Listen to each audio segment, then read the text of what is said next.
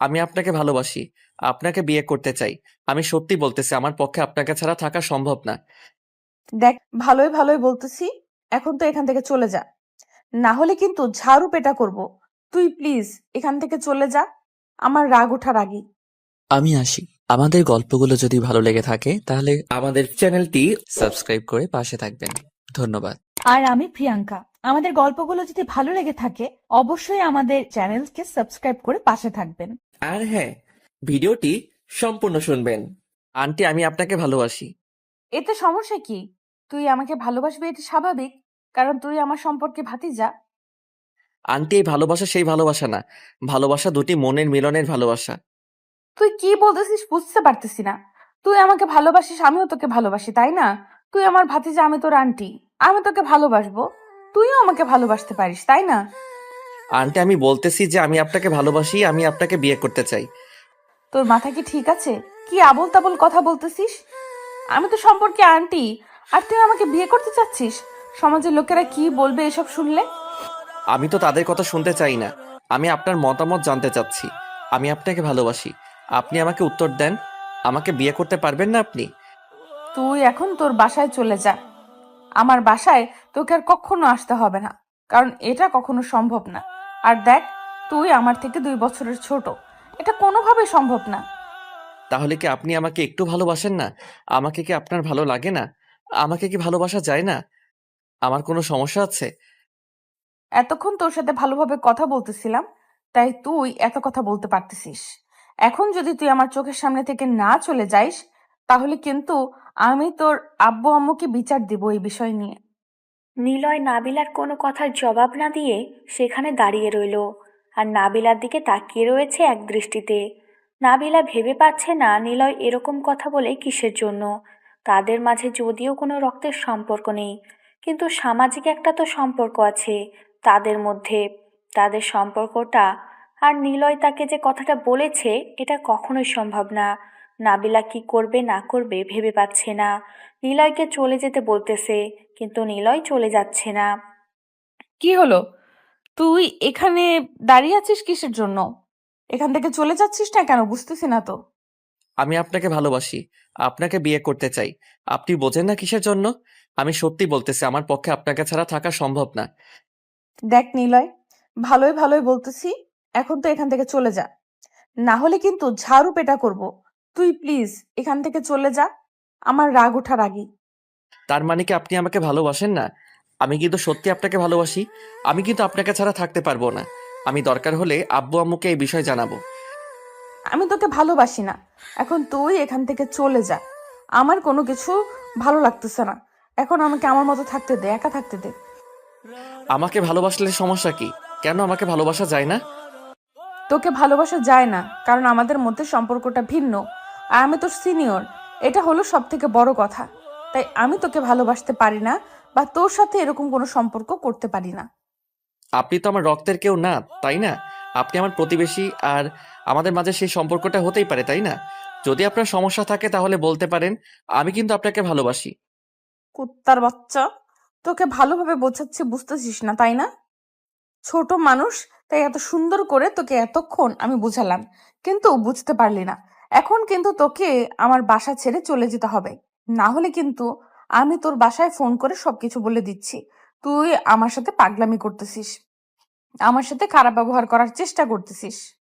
আচ্ছা, এখন চলে যাচ্ছি, কিন্তু আমি আবার ফিরে আসবো। আর আপনার সাথে যেখানে দেখা হবে সেখানে কিন্তু ডিস্টার্ব করব। মাথায় রাখবেন কথাটা। তারপর নিলয় সেখান থেকে বেরিয়ে আসলো, আর নাবিলা কিছু বলতে পারল না নিলয়কে। নিলয় নাবিলাকে কিছু বলতে না দিয়ে সেখান থেকে বেরিয়ে আসলো। নাবিলা এদিকে একটা কথাই ভাবতেছে, হঠাৎ করে নিলয়ের আজকে কি হয়ে গেল যে তাকে প্রপোজ করলো। আর তাদের মধ্যে তো কোনো গভীর সম্পর্কও ছিল না, এমনিতেই দুজনের দেখা হয়, কথা হয়, ঝামেলা শেষ। আর নিলয় অনেক ভদ্র ছিল, তাকে সব সময় সম্মান করে। আজ তার মাথায় কি হয়ে গেল, এটাই ভেবে পাচ্ছে না নাবিলা।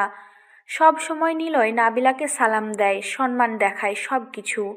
কিন্তু আজকে বাসায় এসে এভাবে তাকে প্রপোজ করবে, এটার জন্য মোটেও প্রস্তুত ছিল না নাবিলা। কিরে, কোথায় তুই? তাড়াতাড়ি আমাদের আড্ডাখানায় চলে আয়। আমি সেখানে যাচ্ছি। মন মেজাজ খারাপ আছে, বেশি কথা বলিস না। তাড়াতাড়ি চলে আসবি। কি বলতেছিস এসব কথা? তখন আমি গেলাম, তুই ফোন করলি, গিয়ে তোকে পেলাম না। আর এখন আবার বলতেছিস এখন যাব আড্ডাখানায়। শালা তুই আমাকে চুতিয়ে পেয়েছিস। একটা অঘটন ঘটিয়ে ফেলেছি। যদি আমার কাছে এখন তুই না আসিস, তাহলে তোর বাসায় গিয়ে তোকে উঠিয়ে এনে উদম পিটন পিটাবো। তাড়াতাড়ি চলে আয়। এখন আমি যেতে পারবো না, বুঝছিস? আর এখন আমি একটা মেয়ের সাথে টাঙ্কি মারতেছি, বুঝছিস? তাই যেতে পারতেছি না। আবার আমি সময় দিতে চেয়েছিলাম, তুই তো তখন আমাকে পাত্তা দিলি না। এখন আমি যেতে পারবো না। একটা মেয়ের সাথে কথা বলি আগে। দেখ, একদম ভালো হবে না বলে দিচ্ছি। তোকে এখন এখানে আসতে বলতেছি, আপনি সেখানে মেয়েদের সাথে টাঙ্কি মারবেন। তোর আব্বু আম্মুকে আমি এক্ষুনি ফোন করে বলতেছি, দাঁড়া। শালা চুতিয়া, চুতি আমি না করে বল কোথায় আছিস এখন? আর আমি এখন আড্ডাখানায় যেতে পারবো না, অন্য জায়গায় দেখা কর। কেন? আড্ডাখানায় আবার কি ঘটিয়ে ফেলেছিস? এখন সেখানে যেতে পারবি না, নাকি সেখানে কোনো মেয়েকে আবার টিস করেছিস? এখন লজ্জায় সেখানে যেতে পারবি না? আর বলিস না দোস্ত, পাশের ফ্ল্যাটের একটা সুন্দরী মেয়ে এসেছে, আর না বুঝেই আমি তাকে আই লাভ ইউ বলে দিয়েছিলাম। আর সঙ্গে সঙ্গে সে তার আম্মুকে ডাক দেয়, আর তার আম্মু এসে আমাকে দৌড়ানি দেয়। তুই আর কত লুচ্চামি করবি বল? যখন কোনো নতুন মেয়েকে দেখিস এলাকায়, তখন তার পিছনে পড়ে যাস, আর সঙ্গে সঙ্গে কোনো কথা না বলে আই লাভ ইউ বলে দিস। আর তোকে কেউ জামাই আদর করবে? বাদ দে এখন। তুই কি সর্বনাশ করলি কার সাথে সেটা বল। আমি একটু ওইদিকে যাইতে পারবো না। আমি থাকতে কোন হালায় তোর সাথে খারাপ ব্যবহার করে আমি দেখে নিব। তুই আসিস না কিসের জন্য আড্ডাখানায়? মেয়েটা যদি তোর এতই পছন্দ হয়েছে, তার সাথে একটু টাঙ্কি মারাই যায়। যদি সেও তোকে একদিন হঠাৎ করে পছন্দ করে, তখন তো প্রেমটা করতে পারবি। আয়। কথাটা কিন্তু মন্দ বলিসনি। আচ্ছা তুই একটু ওয়েট কর, আমি যাচ্ছি সেখানে, কিছুক্ষণের মধ্যেই যাচ্ছি। যদি মেয়েটাকে একবার ভাবে নিতে পারি তাহলে তো মনে কর বিয়ে ডান। আগে আয়, আমি খুব টেনশনে আছি। একখান অঘটন ঘটিয়ে ফেলেছি। এখন এর কি করা যায়? দুজনে আগে পরামর্শ করে তারপর দেখা যাবে কি করি না করি। আয়াত ফোনটা রেখে দিল, দিয়ে মনে এক বালতি সাহস নিয়ে সেই আড্ডাখানার উদ্দেশ্যে রওনা দিল। আর এদিকে নিলয় আড্ডাখানায় এসে বসে পড়ল। আশেপাশে তাকিয়ে দেখে পরিবেশটা অনেক সুন্দর। অনেকেই এখানে আড্ডা দিচ্ছে, সবাই সবার মতো মজা নিচ্ছে। পরিবেশটা দেখতে আসলেই অনেক সুন্দর লাগতেছে আজকে, কারণ এখানে সব সময় লোকজন কমই থাকে। অনেক সুন্দর একটা জায়গা। কিন্তু একটা বিষয় সে লক্ষ্য করলো, প্রতিদিন অনেক কোলাহল থাকে, কিন্তু আজ তো অনেক কোলাহল মুক্ত। সবাই নীরবে আড্ডা দিচ্ছে। পরিবেশটা মনে হচ্ছে যে একদম নীরব হয়ে আছে। নিলয় তাদের জায়গায় গিয়ে দেখলো দুইটা ছেলে বসে আছে। নিলয়কে দেখে ছেলে দুটো উঠে গেল। তারা নিলয়কে সবাই ভালো করেই চেনে। তারপর এদিকে নাবিলা তো মহা টেনশনে আছে। তার নতুন ফুফাতো বোন এসেছে বাসায়। মানে নতুন বলতেছি এই কারণে যে তারা এখানে গত 3 দিন হলো আসলো। তারা এখন থেকে এখানেই থাকবে। আগে ঢাকায় ছিল, এখন ধরা রংপুরে থাকবে। কারণ তার বাবার রংপুরে ট্রান্সফরমেশন হয়েছে, তার জন্য তারা এখন থেকে এখানেই থাকবে। নাবিলা তো মহা টেনশনে আছে। তার ফুফাতো বোন যখন আসলো তখন সে একটু শান্তি পেল। সে যাই হোক, তার সাথে কথাগুলো শেয়ার করা যেতেই পারে। এতক্ষণ তো তাকে একা একা লাগতেছিল। নাবিলার ফুফাতো বোন এসে দেখে নাবিলা মন খারাপ করে বসে আছে। কিরে আপু, তুই এইভাবে মন খারাপ করে এখানে বসে আছিস কেন? তোকে দেখে মনে হচ্ছে কোনো কিছু নিয়ে অনেক চিন্তিত। আর বলিস না, অনেক টেনশনে আছি। আজকে একটা ছেলে, অনেক ভদ্র ছেলে বুঝছিস, সম্পর্কে আমার ভাতিজা লাগে আর আমি আন্টি। প্রতিবেশী বলতেই পারিস, আশেপাশেই বাসা। দেখা হলে সালাম দেয়, কোনো কিছু সমস্যা হলে তাকে বললে সমাধান করে দেয়। কিন্তু আজকে সে আমার বাসায় এসেছে, বুঝেছিস? বাসায় এসেছে তো কি হয়েছে? তাকে অতিথিয়তা করলেই হয়, তার সাথে ভালো ব্যবহার করলেই হয়। সব সময় তোর সাথে ভালো ব্যবহার করে, তাকে একটু খাওয়া দাওয়া করাই, তারপর পাঠিয়ে দিলি, ঝামেলা শেষ। এরকম কিছু হলে তো ভালোই হতো, তাই না? সে এসে ডিরেক্ট আমাকে প্রপোজ করেছে, আমাকে বিয়ে করতে চায়, আমাকে ভালোবেসে ফেলেছে। এটা কিভাবে সম্ভব বল? আমি সম্পর্কে তার কি হই? আন্টি। আর সমাজের লোককে তো তুই ভালো করে জানিস। কি বলিস? এটা তো ভারী ইন্টারেস্টিং একটা কাহিনী। শোন আপু, আজকে আমার মন খারাপ ছিল, তোর এই কাহিনী শুনে আমার এখন অনেক হাসি পাচ্ছে। বিশ্বাস কর তুই। কি বলছিস এসব? এটা সত্যি নাকি? তুইও মেজাজ গরম করাবি না, বুঝছিস? মজা নিবি না। আমি আছি অনেক টেনশনে, কারণ ছেলেটা যেমন ভালো তেমন খারাপ। কারণ এলাকার সবাই তাকে ভয় পায়, আর আমি এটা নিয়ে অনেক টেনশনে আছি। আর সে যাওয়ার আগে আমাকে বলে দিয়েছে যে আমাকে যেখানে দেখে সেখানেই এসে এখান থেকে ডিস্টার্ব করবে। কেন এরকম করবে? কিসের জন্য? আর ছেলেটা দেখতে কেমন? তোর কি পছন্দ হয় নাই? নাকি অন্য কোনো সমস্যা আছে? নাকি তুমি অন্য কাউকে পছন্দ করো? এই ছেলেটা খারাপ বাজে তার জন্য তাকে পছন্দ হয় না। সে তো তোর রক্তের কেউ না, তাই না? আসলে কথাটা হচ্ছে যে ছেলেটা আমার থেকে 2 বছরের জুনিয়র, আর আমি তার থেকে 1.5 বছরের সিনিয়র। আর আমাদের সম্পর্কটা, আর আমি তার আম্মুকে আপু বলে সম্বোধন করি আর তার আব্বুকে দুলাভাই বলে সম্বোধন করি। এখন তাদেরকে কিভাবে আমি শ্বশুর শাশুড়ি বলে সম্বোধন করব? ভেবে দেখ ব্যাপারটা। ভারী ইন্টারেস্টিং কাহিনী তো। তোর জীবনে আপু দুলাভাই থেকে এখন শ্বশুর শাশুড়ি আর ভাতিজা থেকে এখন স্বামী, বাহ কি চমৎকার ঘটনা। এখান থেকে মজা নিতে বলতেছি না, এখানে বলতেছি সলিউশন দে আমাকে একটা। আমি কি করব? কি করলে আমি এর থেকে উদ্ধার হতে পারবো? ছেলেটাকে আমি অনেক বোঝালাম, কিন্তু সে বুঝেও না বোঝার ভান ধরে চলে গেল। আমি কি করব বলো? আরে টেনশন করিস না, কয়েকদিন পর দেখবি ঠিক হয়ে যাবে। এখন হয়তো মাথায় কোনো ভূত চেপে বসেছে, তার জন্য তোর সাথে এরকম করেছে। কয়েকদিন পর যখন ঠিক হয়ে যাবে দেখবি যে কোনো ঝামেলাই থাকবে না। তুই ওই ছেলেকে চিনিস না? যেটা একবার জেদ করে সেটা সে হাসিল করে ছাড়ে। যেহেতু আমাকে ভালোবাসি কথাটা বলেছে, তার মানে তার থেকে সে ভালো না বেসে নিয়ে আমার জীবন থেকে তো যাবেই না কখনো। আর সব থেকে বড় কথা হচ্ছে আমি ফেঁসে গিয়েছি। কি বলতেছিস? ফেঁসে গিয়েছিস মানে? কি হয়েছে তোর আবার? কোথায় কি করলি যে ফেঁসে গিয়েছিস? ছেলেটাকে আমার অনেক ভালো লাগে। যদি সম্পর্কটা আমাদের অন্য কিছু হইতো, তাহলে আমি তাকে নিজে থেকে প্রপোজ করতাম, বুঝছিস? ছেলেটা দেখতে এত পরিমাণ কিউট, আর কথা হচ্ছে এইটা এখন সে আমাকে ডিস্টার্ব করবে।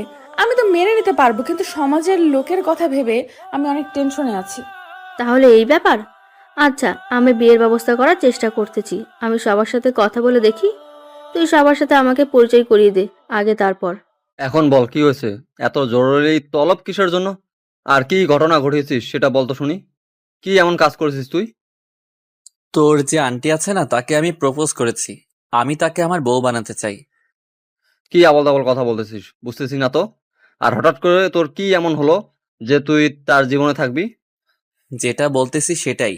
এখন বেশি কথা বলতে পারবো না। কথা হচ্ছে যে আমি তাকে ভালোবেসে ফেলেছি। এখন আমি তাকে আমার বউ বানাতে চাই। এটা কিভাবে সম্ভব? সে আমাদের সম্পর্কে আন্টি, আর সে আমাদের থেকে 2 বছরের সিনিয়র। সবকিছু ভুলে গিয়েছিস?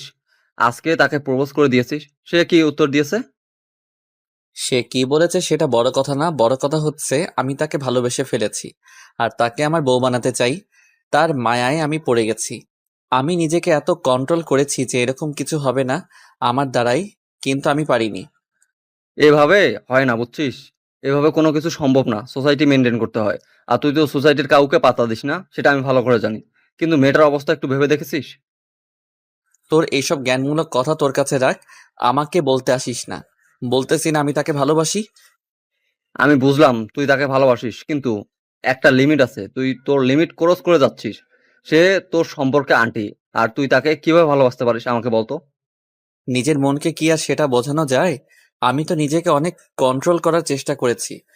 আমি নিজেকে কন্ট্রোল করেছিলাম, বাট আমার মনকে আমি কন্ট্রোল করতে পারিনি, তাই তাকে ভালোবেসে ফেলেছি। এটা কোনো কথা হলো? এটা তো সম্ভব না, বুঝিস না কিসের জন্য? আর সোসাইটির কথা একটু ভেবে দেখ, মান ইজ্জত বলতে কিচ্ছু থাকবে না। কেউ কোনো কথা বলার সাহস পাবে না। তুই শুধু দেখতে থাক, আমি তাকে ভালোবাসি, তাকে ভালোবাসবো। এখন তোর সাথে আমি পরামর্শ করতে এসেছি কিভাবে তাকে বিয়ে করব। আর তুই যদি এখন আমাকে সময় দিতে না পারিস তাহলে বল। তুই আমার বন্ধু, তোকে সময় দিতে না পারলে আমি কাকে সময় দিতে পারবো? আচ্ছা, তোর যদি মনে হয় যে সেই মেয়েটাকে তোর অনেক ভালো লেগেছে, তাকে তোকে বিয়ে করতেই হবে, দেখি ব্যাপারটা কোথা থেকে কোথায় নিয়ে যাওয়া যায়।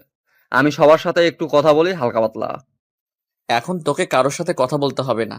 আমি যখন তোকে কথা বলতে বলবো তখন বলবি। এখন চুপচাপ থাকবি, শুধু দেখবি। আচ্ছা, এখন তো বিকেল গড়িয়ে সন্ধ্যা হতে চলেছে। আজকের মতো তাহলে তুইও বাসায় যা, আমিও বাসায় চলে যাই। কালকে এই বিষয় নিয়ে নতুন কিছু ভাবনা চিন্তা করা যাবে। এটা নিয়ে তুই আবার মাথা ঘামাবি না। আমাকে নিয়ে তোকে টেনশন করতে হবে না, বুঝছিস? আমি আমাকে কন্ট্রোল করতে পারবো, কিন্তু তাকে ভালোবেসে ফেলেছি, এটা আমার কন্ট্রোলের বাইরে চলে গেছে। এখন তাকে আমার জীবনে লাগবে সারা জীবনের জন্য। তুই কি পাগল হয়ে গেছিস নাকি? এটা একটা সময় সাপেক্ষ ব্যাপার, বুঝতে পারিস না কিসের জন্য?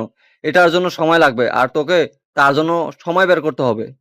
আচ্ছা চল, এখন তাহলে হোটেলে গিয়ে কিছু নাস্তা করি, তারপর তুই তোর বাসায়, আমি আমার বাসায়। কালকে সকালে তাহলে দেখা হবে। আয়াত নিলয়ের সাথে আর কোনো কথা বলল না। চুপচাপ আয়াত উঠে সেখান থেকে চলে গেল। এখন তারা দুজনে একসাথে কিছুক্ষণ হোটেলে আড্ডা দিবে, তারপর সেখানে কিছু খাবে, তারপর দুজন দুজনের বাসায় চলে যাবে। কিন্তু এদিকে নাবিল আর নীলা দুজনের মুখ গোমড়া করে বসে আছে। দুজনের মন খারাপ, কেউ কোনো কথা বলতেছে না। নাবিলার কথা শুনে নীলা তো পুরাই হতাশ হয়ে গিয়েছে। নাবিলা যেহেতু নিলয় নামের সেই ছেলেটাকে পছন্দ করে, তাহলে সমস্যাটাও তেমন কিছু না। কিন্তু সমস্যাটা হচ্ছে তাদের সমাজ আর তাদের সম্পর্কটা। এখন তুই কি করবি? আমি তোকে কোনো বুদ্ধি দিতে পারতেছি না, কারণ তোদের যে সম্পর্ক আমার পুরো মাথা ঘেমে যাচ্ছে এটা নিয়ে ভাবতে গেলে। যা হয় দেখা যাবে। এখন সন্ধ্যা হয়ে আসলো, চল একসাথে খাবার খাবো। তারপর আজকে দুজনে একসাথে থাকবো। কালকে বাসায় যাবি, আমিও তোর সাথে তোর বাসায় যাব, সমস্যা নাই। আমি যদি এখানে থাকি, আম্মু তো আমাকে হেব্বি বক কেলাবে কেলাবে, বুঝলি না কেন? আর এখন তো আশেপাশেই থাকি, চাইলেই যখন মন চাই তখন চলে আসতে পারবো, সমস্যা নেই। আমি থাকতে তুই টেনশন করছিস কিসের জন্য, বুঝতেছি না তো। আমি ফুফুকে ফোন করে বলে দিচ্ছি নীলা আজকে আমাদের এখানে থাকবে। ফুফু আর একটা কথা বলবে না, সেটা তো তুই ভালো করেই জানিস। আচ্ছা, তুই যদি কথা বলে ম্যানেজ করতে পারিস তাহলে আমার কোনো সমস্যা নেই। তাহলে তোর সাথে আরো ইন্টারেস্টিং কাহিনী শেয়ার করতে পারবো। তুই আমাকে তোর মনের কথাগুলো বলতে পারবি। তোর আবার কিসের ইন্টারেস্টিং কাহিনী, বুঝলাম না তো। তুই আবার কোথায় কি করলি? আমি তো জানি তুই সাধু মেয়ে, তোর কোনো কাম নাই। আর বলিস না, আমরা তো পরশুদিন এখানে এসেছি, আজকে সকালে একটু বাইর হলাম। আর আমাদের বাসার সামনে তো জানিস একটা আড্ডা দেওয়ার মতো জায়গা আছে আমাদের বাসার সামনে। সেখান থেকে হুট করে একটা ছেলে আমাকে দেখে সরাসরি আমার সামনে এসে আমাকে আই লাভ ইউ বলে প্রপোজ করে দিল। কি বলিস, সত্যি তাই নাকি? ছেলেটা দেখতে কেমন রে? আর তোকে প্রথম দেখাতেই প্রপোজ করে দিয়েছে মানে, তুই তার চোখে কত সুন্দর হতে পারিস একটু ভেবে দেখেছিস? আর কথা বলিস না, আমি তো অনেক ভয় পেয়ে গিয়েছিলাম, ভয়ে চিল্লানি দিয়া আম্মুকে ডাক দিয়েছি। আর আম্মু একটা ঝাড়ু নিয়ে এসে ছেলেটাকেই দৌড়ানি দিয়েছে। আমি এখনো ভেবে মনে মনে হাসি দিচ্ছি। আহারে বেচারা, তাকে আজকে কত সুন্দর করতে হয়েছিল, ঝাড়ুর বাড়ি খেতে হয়েছিল। আর শুন, তুই এত সুন্দর একটা পরিবেশে তোর আম্মুকে ডাকতে গেলি কিসের জন্য? আর বলিস না তো, এখানে এসেছি, নতুন কাউকে চিনি না, কে কেমন আমি কি জানি, নাকি আর এই সমাজের লোকেরা কেমন সেটাও তো আমি জানি না। আমি তো ভয় পেয়ে গেছিলাম, তার জন্য ডাকতে বাধ্য হয়েছি। আচ্ছা হয়েছে, অনেক কথা তো বললাম, এখন চল সব কিছু শেষ করি। আর এখন এসব নিয়ে গল্প গুজব করা ঠিক হবে না। আম্মু যে কোনো সময়ে শুনে নিলে আবার নানা ধরনের প্রশ্ন করবে। আচ্ছা তাহলে সব টপিক বাদ দে। আচ্ছা তাহলে এইসব টপিক বাদ দে, এখন খাওয়া দাওয়া করি চল। আমার ক্ষুধা লেগেছে, তারপর ঘুমাবো, খুব ক্লান্ত লাগতেছে শরীরটা জানিস। বুঝতেছি না, এখানে এসে থেকে নিজেকে অসুস্থ মনে হচ্ছে। নতুন পরিবেশে এসেছিস না, তাই এরকম লাগবে দু একদিন। দু একদিন গেলে যখন আবহাওয়াটা একদম তোর সাথে মানিয়ে যাবে, তখন আর কোনো সমস্যা হবে না। তারপর তারা দুইজন মামাতো বোন আর ফুফাতো বোন চুপচাপ খাওয়া দাওয়ার প্ল্যানিং করে ফেললো, কি কি খাবে রাতে। তারপর তাদের ইচ্ছে অনুযায়ী সব কিছু রান্না করলো এবং নাবিলা তার আম্মুকে রান্নার কাজে সাহায্য করলো। সাথে তো নীলা ছিলই। আর এইদিকে বেচারা নিলয় বাসায় এসে ঠিকমতো শুয়ে থাকতে পারতেছে না। বারবার নাবিলার কথা মনে পড়তেছে, কি করবে না করবে ভেবে পাচ্ছে না। তাকে যে কিভাবে নিজের ভালোবাসাটা বুঝাবে আর তাকে যে কিভাবে নিজের আপন করে নেবে সেটাই ভেবে পাচ্ছে না নিলয়। দেখতে দেখতে রাত পার হয়ে সকাল হয়ে আসলো। সকালে কোনো মতে নাস্তা করে নিল, বেরিয়ে পড়লো যে কোন প্রকারে হোক নাবিলার সাথে দেখা করতে হবে। সারা রাত নাবিলাকে স্বপ্নে এসে দেখেছে। নাবিলা সকালে উঠে ফ্রেশ হয়ে নাস্তা করলো, আর সাথে নীলা ছিল। তারপর নীলার আম্মু নাবিলাকে ফোন দিল, নীলাকে এখন যেন বাসায় দিয়ে আসে। নাবিলা সেটা নীলাকে বলে দিল, কারণ নীলার আম্মু নীলাকে ছাড়া এক মুহূর্ত থাকতে পারে না। সেটা ছোটবেলা থেকেই নাবিলা ভালো করেই জানে। এখন নাবিল আর নীলা দুজনে ঘর থেকে বেরিয়ে পড়ল। এখন উদ্দেশ্য দুজনেই নীলার বাসায় যাবে। রাস্তায় বেরিয়ে পড়েছে। আর এই দিক থেকে নিলয় বাসা থেকে বাইকটা নিয়ে নাবিলার বাসার উদ্দেশ্যে আসতেছে। হঠাৎ করে নাবিলাকে সে রাস্তার মাঝখানে দেখতে পেল। আর এত সকালে রাস্তায় তেমন মানুষজন নেই। নাবিলা নিলয়কে দেখতে পেয়ে ভয়ে শেষ। এখন কি জানে কি হয় তার সাথে। ভয়ে সে শুকিয়ে গেল, কিন্তু নীলাকে বুঝতে দিচ্ছে না। নিলয় গাড়ি থেকে নেমে এসে নাবিলার সামনে দাঁড়িয়ে পড়ল। কি হলো, এত সকালে কোথায় যাচ্ছ? আর তোমার সাথে এই পেতনির মতো দেখতে মেয়েটাকে? তোমার পরীর মতো চেহারার সাথে এই পেতনির মতো চেহারাটা যায়? আমার সাথে যায় তোমার চেহারাটা? একটু নিজেকে সংযত রাখতে বলতেছি। তুই আমাকে তুমি করে বলতেছিস কিসের জন্য? লজ্জা শরম নাই? তাকে কি বলতেছিস? দেখো, ব্যাপারটা এরকম, আমি তোমাকে ভালোবেসে ফেলেছি। এখন তুমি কি ভাবলে আমাকে নিয়ে? না ভাবলে আমার মাথা ব্যথা নেই। আজকে সারা রাত ঘুমাতে পারিনি। সারা রাত তোমাকে স্বপ্নে দেখেছি। তার কি হবে বলো? এখন এই বিষয়ে আমি তোমাকে কি বলতে পারি? আমি কি বলেছি তুমি আমাকে সারা রাত স্বপ্ন দেখো? আমি কি তোমাকে সেই অনুমতি দিয়েছি? আমি একটা জিনিস বুঝতে পারি না, মনটা আমার, চোখ দুটো আমার, পুরো মানুষটাই আমার, কিন্তু তারা কেউ আমার কন্ট্রোলে নেই কেন? কেন সবাই শুধু তোমাকে ভালোবাসে? দেখো, সকাল হয়ে গিয়েছে, রাস্তায় এখন মানুষ চলে আসবে। আর এখন আমি আমার ফুফাতো বোনকে নিয়ে তার বাসায় যাচ্ছি। আশা করি আর কোনো প্রশ্নের উত্তর দেওয়া লাগবে না। এখন তুমি সাইডে চলে যাও, আমাকে আমার রাস্তায় যেতে দাও। গতকাল বলছি না ভালোবাসি, আজকে বলেছি ভালোবাসি। উত্তরটা দিবেন নাকি আমি অন্য কোনো রাস্তা খুঁজে বের করব তোমাকে আমার করে নেওয়ার জন্য? বলতেছি না, এটা একটু বেশি বেশি হয়ে যাচ্ছে। আর তুই যদি আমার সাথে এরকম ব্যবহার করেছিস, আমি এখনই কিন্তু তোর বাসায় চলে যাব। কোথাও যাব না। তোর আব্বু আম্মুকে নালিশ দেব, তারপর যা করার তারা করবে। আমিও তো সেটাই যাচ্ছি, কারণ আমি তো সরাসরি তাদেরকে বলতে পারতেছি না তুমি যাও আমার বাসায়। আমি অনুমতি দিচ্ছি, তাদেরকে গিয়ে বলো, তখন বিষয়টা আরো সহজ হবে। দেখো, তুমি এখনো ছোট বাচ্চা, তোমার এখনো বয়স হয়নি ভালোবাসার, বা এটাকে বোঝার মতো তোমার ক্ষমতা হয়নি। তাই বলতেছি, এইসব নিয়ে নাটক করা বন্ধ করো। পড়াশোনায় মন দাও। জীবনে অনেক সুন্দর একটা মেয়ে পাবে। আমাকে দেখে মনে হয় যে আমি অন্য কোনো মেয়ের জন্য তোমাকে ছেড়ে যেতে পারবো? আমার চোখের দিকে তাকিয়ে কথা বলো। আমার চোখের দিকে তাকাও বলতেছি।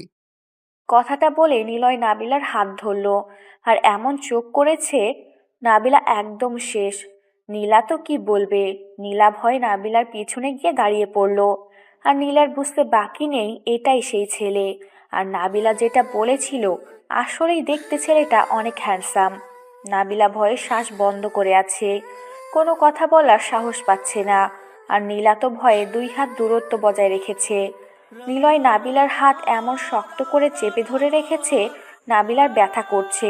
তাও কোনো শব্দ করার সাহস পাচ্ছে না। হঠাৎ করে নিলয় নাবিলার সাথে যেটা করলো, তার জন্য নাবিলা মোটেও প্রস্তুত ছিল না।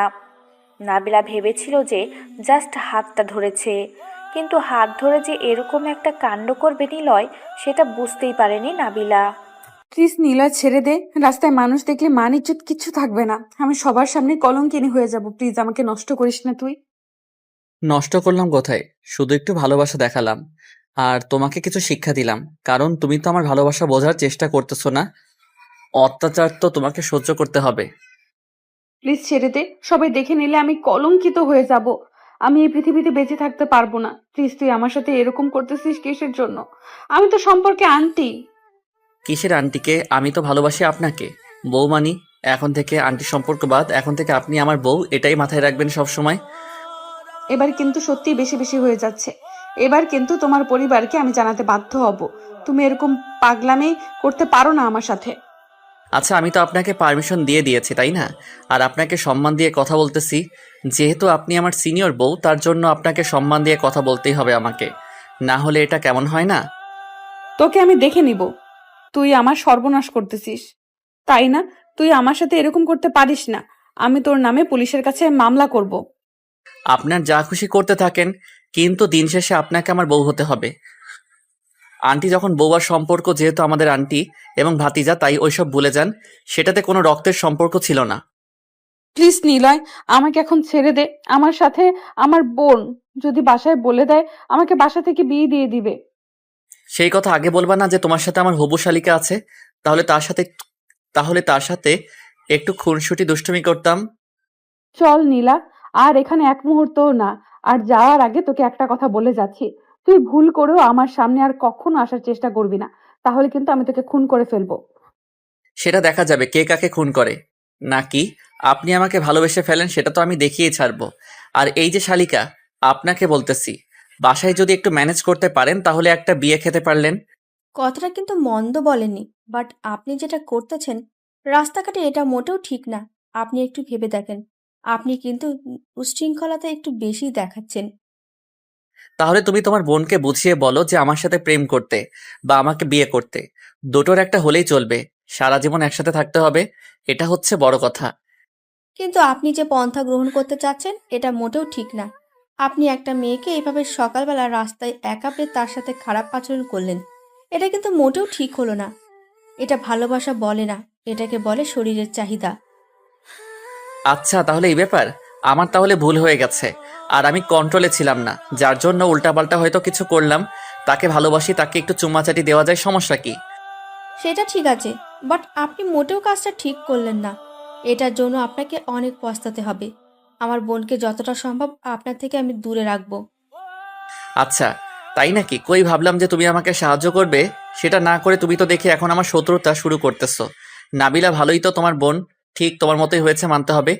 আর এখানে 1 মিনিট আমি থাকতেছি না, চল। আমি তোকে তোর বাসায় দিয়ে তারপর বাসায় চলে যাব। আমার কোনো কিছু ভালো লাগতেছে না, আর এখানে কারোর সাথে বকবক করার সময় আমার হাতে নেই। আপনাকে একটা কথা বলি আন্টি, আপনি যতই আমার উপর রাগ করেন, অভিমান করেন, কিন্তু দিন শেষে আপনাকে আমার বউ হতে হবে। এটা সব থেকে বড় সত্যি। তুই যদি আমাকে নষ্ট করিস, যদি আমাকে খুন করে ফেলিস, তাও আমি তোকে আমার মন থেকে ভালোবাসবো না। আর সব থেকে বড় কথা হচ্ছে যে এটাই, আমি তোকে মরে গেলেও বিয়ে করব না। তুই যা করার ইচ্ছা করতে পারিস। কথাটা বলে নাবিলা সেখানে এক মুহূর্ত দাঁড়িয়ে থাকলো না। নীলার হাত ধরে টানতে টানতে সামনের দিকে চলে যেতে লাগলো। নাবিলা নিলয়কে অনেক ভালো ছেলে মনে করত, কিন্তু তার মনের ভিতর এত নোংরামি সে আগে বুঝতে পারেনি। তার এই নোংরামি রূপটা আজকে দেখতে পেল। নাবিলা নিজেকে শান্ত করার চেষ্টা করতেছে মনে মনে, কারণ তার সাথে আজকে যেটা হয়ে গেল সেটাকে ভুলে থাকতে যাচ্ছে।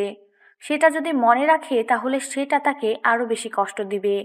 তার জন্য সে ভুলে যেতে চাচ্ছে সকালটা। কিন্তু চাইলেই তো আর সব কিছু ভুলে যাওয়া যায় না। যে জিনিসটা ভুলে যেতে চাইবে সেই জিনিসটা আরও বেশি করে মাথায় ঘুরপাক খাবে, এটাই স্বাভাবিক। নিলয় তো মনে মনে অনেক খুশি যে যাই হোক তাকে ডিস্টার্ব করতে পেরেছে, কিন্তু তার ভালোবাসার ফিলিংসটা কেন জানি উপলব্ধি করতে পারতেছে না। তার মনে হচ্ছে যে ভালোবাসাটা হয়তো অন্যরকম। নিলয় সেখানে দাঁড়িয়ে না থেকে বাইকটা নিয়ে সামনের দিকে এগিয়ে গেল। আর হঠাৎ করে তার মনে হলো যে আয়াতের খবর কি। সকাল থেকে কোনো খোঁজ খবর পাওয়া যাচ্ছে না। তাই সে রাস্তার এক সাইডে বাইক দাঁড় করিয়ে আয়াতকে ফোন করলো। কিন্তু আয়াত ফোন রিসিভ করতেছে না। রিং হচ্ছে, বাট ফোন তোলার নাম গন্ধ নিচ্ছে না আয়াত। নিলয়ের প্রচুর রাগ হচ্ছে যে ফোন তুলতেছে না কিসের জন্য। নাকি সে এখনো ঘুমিয়ে আছে, বুঝলো না ব্যাপারটা। কথাগুলো ভাবতেছিল মনে মনে। তখন আয়াত নিলয়কে ফোন করলো। কি রে, ফোন দিয়েছিলি? আমি ঘুমিয়েছিলাম, আর তোর ফোনের শব্দ শুনে আমি ঘুম থেকে উঠে পড়লাম। বল, কি হয়েছে এত সকালে? তুই তো সকালে ঘুম থেকে উঠিস না, আজকে কি মনে করে? ভালোবাসার জন্য অনেক কিছু করতে হয়, বুঝছিস? আয়, বেরিয়ে আয় বাসা থেকে। আমি রাস্তায় আছি, তুই বাইক নিয়ে চলে আয়, আমি এখানে অপেক্ষা করতেছি তোর জন্য। মাত্র ঘুম থেকে উঠলাম, ফ্রেশ হয়ে তারপর বেরিয়ে পড়ি, আর তুই এত সকালে বেরিয়ে পড়েছিস কিসের জন্য? হঠাৎ করে কোথায় যাবি বুঝলাম না। তোকে কোনো কিছু বুঝতে হবে না, এখন তোকে যেটা বলছি তুই সেটা শোন। তাড়াতাড়ি চলে আয়, আমি তোর জন্য অপেক্ষা করতেছি এখানে। কথা হচ্ছে সবকিছু ম্যানেজ করতে হবে। কি? সবকিছু ম্যানেজ করতে হবে? আমি তো কিছুই বুঝলাম না। কি বললি আবল তাবল কথা? কি ম্যানেজ করবে? কোনো টপিক নাই, কিচ্ছু নাই, হঠাৎ বললি যে সবকিছু ম্যানেজ করতে হবে। কি করতে চাচ্ছিস তুই? আমাকে তো একটু খুলে বলবি, তাই না? তার জন্য তো তোকে আমি এখানে আসতে বললাম। তুই এখানে আয়, তারপর না হয় সবকিছু বুঝতে পারবি। ফোনে কি সবকিছু বলা যায়? তুই আয়, তারপর তোকে সবকিছু বলতেছি। আচ্ছা, তাহলে তুই অপেক্ষা কর, আমি যাচ্ছি, বেশিক্ষণ সময় নিচ্ছি না, জাস্ট ফ্রেশ হবো, তারপর তোর ওইখানে চলে যাব, তারপর শুনি তোর কি হয়েছে সেটা আমি শুনবো। কথাটা বলে আয়াত ফোন রেখে দিল।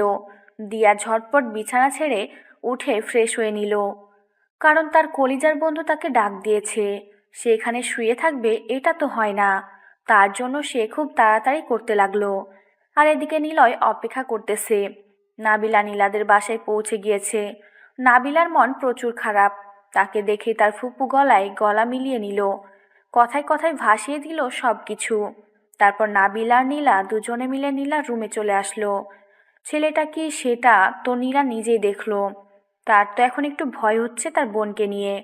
না জানি কখন কোথায় তার কোনো ক্ষতি হয়ে যায়, কোনো কিছু করার থাকবে না।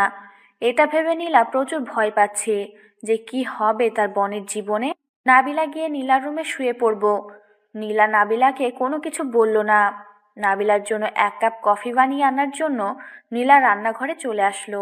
আর এদিকে নাবিলা শুয়ে কান্না করতেছে। আজকে পর্যন্ত কোনো ছেলে তাকে জড়িয়ে ধরতে পারেনি, আর আজকে সেখানে একটা ছেলে, তাও আবার বয়সে ছোট, সে তাকে কিস করলো কেমন করে। বারবার কথাগুলো মনে পড়তেছে, আর তার মনে হচ্ছে এটা যদি তার জীবনে না হতো তাহলে সে অনেক সুখে থাকতে পারত। এখন সে কাউকে জোর গলায় বলতে পারবে না কোনো ছেলে তাকে স্পর্শ করেনি। নীলা নাবিলার জন্য কফি বানিয়ে নিয়ে আসলো। এসে দেখে নাবিলা কান্না করতেছে। কি হলো আপু? কান্না করতেছিস কিসের জন্য? বুঝতেছি না তো। এভাবে কান্না করলে হবে? বল, যা হয়েছে ভুলে যা, সব কিছু ঠিকঠাক হয়ে যাবে।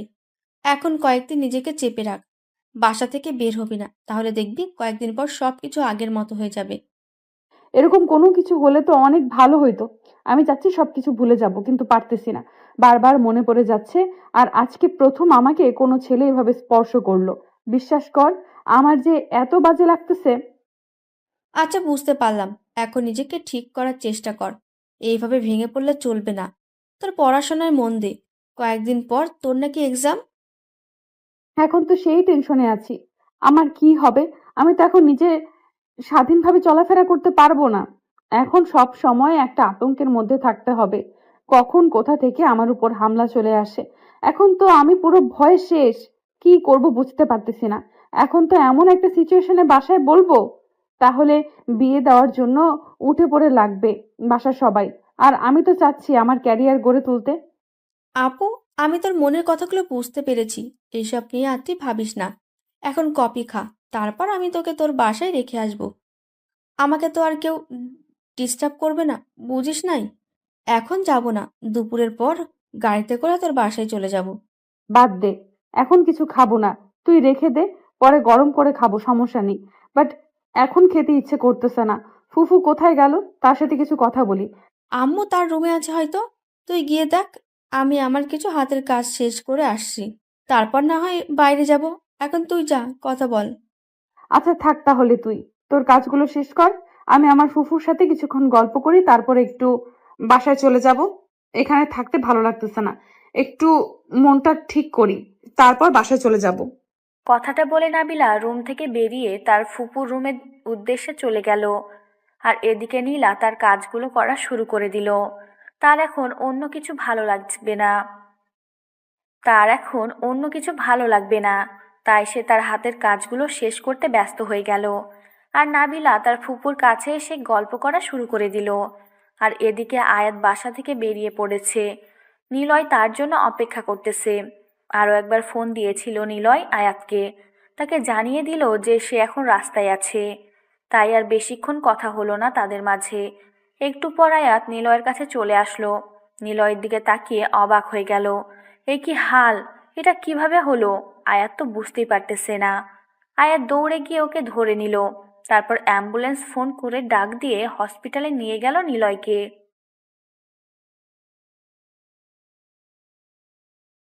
ডক্টর, ডক্টর কোথায় আপনি? আমার বন্ধু যে কোনো প্রকারে হোক আপনাকে বাঁচাতে হবে। আয়াত চিল্লাইয়া চিল্লাইয়া পুরো হসপিটাল মাথায় তুলে রেখেছে। ডক্টর এদিক থেকে ওদিক থেকে ছোটাছুটি করে আয়াতের কাছে চলে আসলো। আর এসে নিলয়ের অবস্থা দেখে সব ডক্টরসরা চমকে উঠল। তারপর ডক্টর নিলয়কে তাড়াতাড়ি অপারেশন থিয়েটারে নিতে বলল। আর ডক্টরের কথা অনুযায়ী নার্স সেই হিসেবে কাজ করা শুরু করলো। নিলয়ের অপারেশন শুরু হয়ে গেল। আর আয়াত বাসার সবাইকে খবর দিয়েছে যে নিলয়ের অ্যাক্সিডেন্ট হয়েছে। বাসার সবাই ছোটাছুটি করে হসপিটালের উদ্দেশ্যে চলে আসলো। আমার ছেলের কি হয়ে গেল? আমার ছেলের কি হয়েছে আয়াত? আমার ছেলের এটা কি হয়ে গেল? আমি তো কিছুই বুঝতে পারতেছি না আন্টি। আমি সকালে ঘুম থেকে উঠলাম, তখন নিলয় আমাকে ফোন করলো যে রাস্তায় আয়, আড্ডা দেই। আমি বাসা থেকে বেরিয়ে পড়লাম, আর বাসা থেকে বের হওয়ার সময় নিলয়ের সাথে কথা হলো, আর এসে দেখি এই অবস্থা। আমার ছেলের কোনো কিছু হয়ে গেলে আমি এই পৃথিবীতে বেঁচে থাকবো কি নিয়ে? আমি যে কোনো মূল্যে আমার ছেলেকে আমার কাছে ফেরত চাই। ডক্টর কই? ডক্টররা কি বলেছে আমার ছেলের ব্যাপারে? এত উত্তেজিত হবেন না আন্টি, আপনি একটু নিজেকে কন্ট্রোল করুন, শান্তভাবে বসে থাকেন। ডক্টর অপারেশন থিয়েটারে গিয়েছে, নিলয়কে তারা বের হলে আমাদের খবরটা জানতে পারবো। এটা আমার ছেলের সাথে কি হয়ে গেল? আমি কি নিয়ে বেঁচে থাকবো? আমি থাকতে পারবো না। আমাকে আমার ছেলের কাছে নিয়ে যাও। আমাকে আমার ছেলের কাছে নিয়ে যাও। আমার ছেলেকে আমার কাছে এনে দাও। নীলিমা বেগম মনে হচ্ছে যে একদম পাগল হয়ে গেছে তার ছেলের জন্য। তাকে কেউ শান্ত করতে পারতেছে না, কান্না করতেছে অনেক জোরে জোরে। অনেক মানুষ ভিড় জমাইছে সেখানে, দাঁড়িয়ে দেখতেছে নীলিমা বেগম এর কর্মকাণ্ড। কিন্তু এদিকে মায়ের মন কি মানে? তার ছেলে অসুস্থ, তার একমাত্র ছেলে। তার যদি কোনো কিছু হয়ে যায় তাহলে তারা কি নিয়ে বেঁচে থাকবে? নীলিমা বেগম মনে হচ্ছে যে পাগলি হয়ে গিয়েছে। তার ছেলের জন্য কান্না করতে করতে হঠাৎ করে তিনি জ্ঞান হারিয়ে ফেললেন। আয়াত, এটা কিভাবে হলো? তুমি গিয়ে সেখানে কি দেখতে পেয়েছো? আর তার সাথে কেমনে অ্যাক্সিডেন্ট হয়েছে? কেউ কিছু করেছে ইচ্ছাকৃতভাবে তার উপর আক্রমণ করেছে, নাকি তার ভুলবশত অ্যাক্সিডেন্ট হয়েছে? আঙ্কেল, আমি সঠিক বলতে পারতেছি না, কারণ হচ্ছে আমি সেখানে গিয়ে দেখি নিলয় রাস্তায় পড়ে আছে, আর আশেপাশে কোনো মানুষ নেই, শুধু তার বাইকটা এক সাইডে পড়ে আছে। আমি তো কল্পনা করতে পারিনি যে এরকম একটা অবস্থা আমি দেখবো। আচ্ছা, এখন ডক্টর কি বলেছে? আমার ছেলে কি সুস্থ হবে নাকি কি হয়েছে? তোমাকে তো নিশ্চয়ই কিছু বলেছে, তাই না? তুমি আমাকে বলো, আমার ছেলের কি কোনো ক্ষতি হবে? আঙ্কেল, আপনি নিজেকে কন্ট্রোল করুন, শান্ত হয়ে বসে থাকেন। ডক্টর বেরিয়ে না আসা পর্যন্ত আমি কিছু বলতে পারতেছি না, কারণ নিলয়ের অবস্থা অনেক খারাপ ছিল। আমি শুধু এটাই বলতে পারি যে আমার বন্ধুর কিচ্ছু হবে না, সে আবার আমাদের মাঝে ফিরে আসবে। তুমি এখন একটু খোঁজ নেওয়ার চেষ্টা করো, কে এরকম করেছে। তার ভুলবশত কিনা আশেপাশে কেউ না তো কেউ ছিল, কেউ তো দেখেছে আমার ছেলেকে, তাই না? তুমি একটু খোঁজখবর নেওয়ার চেষ্টা করো, আমি বাকিটা দেখে নেব। আঙ্কেল, এসব নিয়ে একদম টেনশন করবেন না। আগে আমার বন্ধু ঠিক হোক, মানে আপনার ছেলে সুস্থ হোক, তারপর তার মুখ থেকে আমরা সবকিছু শুনতে পারবো। এখন আপাতত আপনি আন্টিকে সামলানোর চেষ্টা করেন। আন্টির অবস্থা খুব করুণ। তুমি ভালো করে জানো আমাদের বিষয়ে, বলতে পারো তুমি আমাদের পরিবারের দ্বিতীয় সন্তান। আমাদের বাসায় সবসময় তুমি আসা যাওয়া করো। তুমি তোমার আন্টিকে ভালো করে চেনো, তিনি তার ছেলে কতটা ভালোবাসে। আয়াত আর সেখানে একটা কথা বলার সুযোগ পেল না, কারণ সে সব কিছু জানে যে নিলয়ের আম্মু নিলয়কে এবং আয়াতকে কতটা ভালোবাসে। দুজনকে প্রায় সমপরিমাণ ভালোবাসে, নিজের সন্তানের মতো দেখে দুজনকে। যদিও আয়াত তার নিজের সন্তান না, কিন্তু যখন আয়াত নিলয়ের বাসায় থাকে মনে হয় যে সে নিজের বাসায় আছে। আয়াত চুপচাপ এক সাইডে গিয়ে দাঁড়িয়ে পড়ল আর ভাবতে লাগলো এরকমটা কিভাবে হতে পারে। তার তো কোনো শত্রু নেই, আর অনেক দিন থেকে তো তারা দুজন কারোর সাথে ঝামেলা করে না। অনেক দিন হয়ে গেছে যে তারা আন্ডারওয়ার্ল্ড ছেড়ে দিয়ে এসেছে, আর সেই শহর থেকে অনেক দূরে চলে এসেছে। তাহলে কিভাবে এটা হতে পারে? আয়াত মনে মনে অনেক কিছু চিন্তা করতেছে। তাহলে কি কেউ এই শহরে এসেছে যে আয়াত আর নিলয়ের ক্ষতি করার জন্য, নাকি কিছু বুঝতে পারতেছে না আয়াত। পুরো টেনশনে আছে নিলয়ের, কোনো কিছু হয়ে গেলে আয়াত কাউকে জিন্দা রাখবে না। আগে নিলয় সুস্থ হোক, তারপর দেখা যাবে কার কত বড় কলিজা হয়েছে। সব কলিজা বের করে যদি কুত্তাকে খাওয়াতে না পারে তাহলে আয়াত আর নিলয় মানুষ না। আয়াত তার চোখের কোণা থেকে পানির ফোঁটা মুছে ডক্টর বেরিয়ে আসার জন্য অপেক্ষা করতেছে। বাইরে সবাই শুধু ডক্টরের জন্য অপেক্ষা করতেছে, কখন ডক্টর বেরিয়ে আসবে। কিন্তু ডক্টর বেরিয়ে আসার কোনো নামগন্ধ নিচ্ছে না। ডক্টর অনেকক্ষণ হলো অপারেশন থিয়েটারে চলে গিয়েছে, কিন্তু কোনো খোঁজ খবর দিচ্ছে না এখনো। আর থাকবো না, অনেকক্ষণ তো হলো এখানে এসেছি। আর কতক্ষণ থাকবো? এখন তো দুপুর পেরিয়ে বিকেল হতে চলেছে। তাহলে আমি আমার বাসায় যাচ্ছি, পড়াশোনা করতে হবে তো। আচ্ছা, আমি তোর সাথে যাচ্ছি। আমি আম্মুকে ম্যানেজ করে নিতে পারবো। যে আজকে তোর সাথে একটু থাকতে হবে, তার জন্য আমি তোর বাসায় থাকবো। আর আমি এখানে নতুন এসেছি, তাই কারোর সাথে তেমনভাবে পরিচিত হতে পারিনি, তাই আজকে তোর বাসায় থাকবো। তাহলে তো আরো অনেক ভালো হয়। আচ্ছা, তাহলে তুইও রেডি হয়ে নে, আমি ফুফিকে বলে দিচ্ছি। তাহলে আর তোকে কিছু বলতে পারবে না। বলবো যে তুই এখানে নতুন এসেছিস, আমার সাথে 2-1 দিন থাকলে তুই পরিবেশের সাথে মানায় নিতে পারবি। তোকে তো আর এখন একা কোথাও যেতে দেওয়া ঠিক হবে না, কারণ তোর বর্তমান দিনকাল যে অবস্থা, এই অবস্থায় তোকে একা ছেড়ে দেওয়া আমার মনে হয় না ঠিক হবে। কয়েকদিন তোর সাথে থাকি, তারপর এইসব ঝামেলা শেষ হলে তখন পরেরটা পরে দেখা যাবে। তোর মতো বোন যেন সবার ঘরে ঘরে যেন একটা করে হয়, বুঝছিস? তোর মতো বোন থাকলে আর কিচ্ছু লাগে না। এভাবে যদি কোনো বোন তার বোনকে সাপোর্ট দেয়, তাহলে তার জীবনে আর কি লাগে? হয়েছে, এখন চল তোর বাসায় যাই। সবকিছুই ঠিক করে রেখেছি, আর আমাকে বেশি রকম করতে হবে না। মানে বোঝাতে চাচ্ছি যে পা মারতে হবে না আমাকে। বুঝতে পেরেছি, সত্যি কথা বললে সমস্যা আছে। চল তাহলে, রাস্তায় গিয়ে গল্প করতে করতে যাব। এখন সমস্যা নেই, এখান থেকে 5 মিনিট থেকে 7 মিনিটের রাস্তা হেঁটে যাব, সমস্যা নেই। আবার যদি সেই দুষ্টু ছেলেটা এসে কোনো রকমের অশুভতামি করে, তাহলে কি হবে? তাই বলতেছি, চল একটা রিক্সা নিয়ে চলে যাই। তাহলে সে আমাদের দেখতেও পেল না, আর আমরা সুন্দরভাবে তোর বাসায় চলে যেতে পারলাম, তাই না? এই সময় সে আমাদের ত্রিসীমানার সামনে আসবে না, সেটা আমি ভালো করে জানি। আমি ওকে ভালো করে চিনি। এখন তার একটা বন্ধু আছে, তার সাথে আড্ডা দেবে, আর আমাকে যখন ডিস্টার্ব করার সময় হবে, আমি সেটা খুব ভালো করেই বুঝতে পারবো যে কখনো আমার সাথে দেখা করবে। আচ্ছা চল তাহলে, তোর ইচ্ছা। তুই হেঁটে যেতে যাচ্ছিস, তাহলে চল। আমার কোনো সমস্যা নেই, আমারও তো হাঁটাহাঁটি করতে অনেক ভালো লাগে। ভেবে দেখ, কিন্তু আমার সাথে মন মিলিয়ে কথা বলার কোনো দরকার নেই। তোর যদি হাঁটতে ইচ্ছে না করে তাহলে রিক্সা নিচ্ছি, সমস্যা হলে রিক্সা করে যাচ্ছি। আমি তো তোকে বলতে চাচ্ছি যে আমি হেঁটে যাব, বাট তোর সমস্যার জন্য বললাম রিক্সায় যাইতে। এখন কোনো সমস্যা এখন কোনো সমস্যা হবে না, তাহলে চল হেঁটে যাই। তারপর নাবিলা নীলা দুজনে গল্প করতে করতে হেঁটে যাচ্ছে। আর নীলা তার ঢাকায় থাকা বন্ধু বান্ধবদের নিয়ে গল্প করতেছে, কে কেমন ছিল, কে কি করতো, কে কয়টা প্রেম করত, এসব নাবিলাকে বলতেছে। আর নাবিলা সেটা শুনে প্রচুর মজা নিচ্ছে। আর নাবিলা নীলাকে বলতেছে যে তুই কয়টা করেছিস, কিন্তু নীলা বলতেছে তার মা তাকে ঘর থেকে বের হতে দেয়নি, সন্ধ্যার পর সে প্রেম করবে কিভাবে। গল্প করতে করতে তারা নাবিলাদের বাসার সামনে চলে আসলো। এখন এখান থেকে নাবিলাদের বাসায় যেতে 2 মিনিট এরকম একটা অবস্থায় নাবিলার ফোন বেজে উঠল। নাবিলা ফোনটা হাতে নিয়ে দেখছে আয়াতের ফোন। আয়াতের ফোন দেখে নাবিলা একটু ভয় পেয়ে গেল। এখন আয়াতের ফোন দিয়ে যদি নিলয় ফোন করে তাহলে তো সমস্যা। আর এখন যদি ফোনটা ধরে তখন কি বলবে, কখন কি বলে বুঝতে পারতেছে না। নাবিলা ভয়ে আছে, ফোন রিসিভ করবে কি করবে না চিন্তা করতে করতে ফোনটা একবার রিং হয়ে চলে গেল। আবার ফোনটা বেজে উঠল। আবার তাকিয়ে দেখে আয়াতের নাম্বার। শেষ পর্যন্ত নিজের মনে একটু সাহস জুগিয়ে ফোনটা রিসিভ করলো। ফোনটা রিসিভ করে কানে দিতেই ওপাশ থেকে আয়াত যেটা বলল সেটা শোনার জন্য মোটেও প্রস্তুত ছিল না। নাবিলা শুনে অবাক হয়ে গেল। নাবিলা, এসব কি বলতেছিস তুই? নিলয়ের অ্যাক্সিডেন্ট? এটা কিভাবে আর কখন হয়েছে অ্যাক্সিডেন্টটা? আমি কিছু জানি না, সকালে ঘুমিয়েছিলাম। নিলয় আমাকে ফোন করলো আর বললো দেখা করতে, আড্ডা দেবে নাকি। আমিও ফ্রেশ হয়ে আসলাম, আর যখন বাসা থেকে বের হলাম তখন তাকে ফোন করলাম যে আমি বাসা থেকে বের হচ্ছি।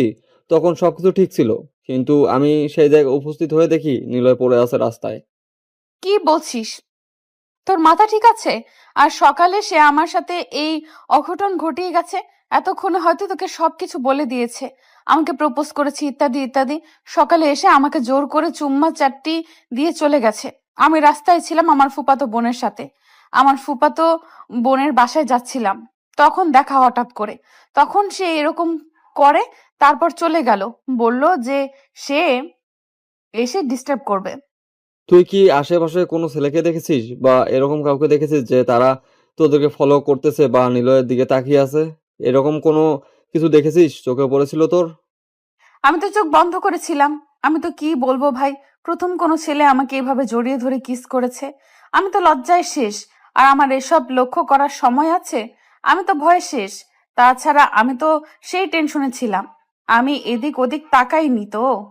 এখন কি তুই নিলয়কে দেখতে আসবি নাকি তার উপর রাগ অভিমান করে থাকবি তোর ব্যাপার। আমি জানিয়ে দিলাম, এখন যদি তার জন্য তোর মনে বিন্দুমাত্র ভালোবাসা থেকে থাকে তো এসে দেখতে পারিস। এখনো ডক্টর তার অপারেশন করতেছে। আমি এক্ষুনি যাচ্ছি, আর বাসায় গিয়ে শুধু কিছু টাকা নেব।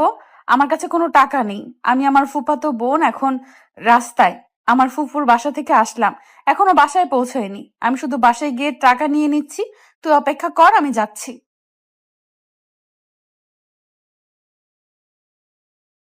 কি হলো? তুই এইরকম করতেছিস কেন? আমাকে বল তোর কি হয়েছে, কান্না করছিস কেন?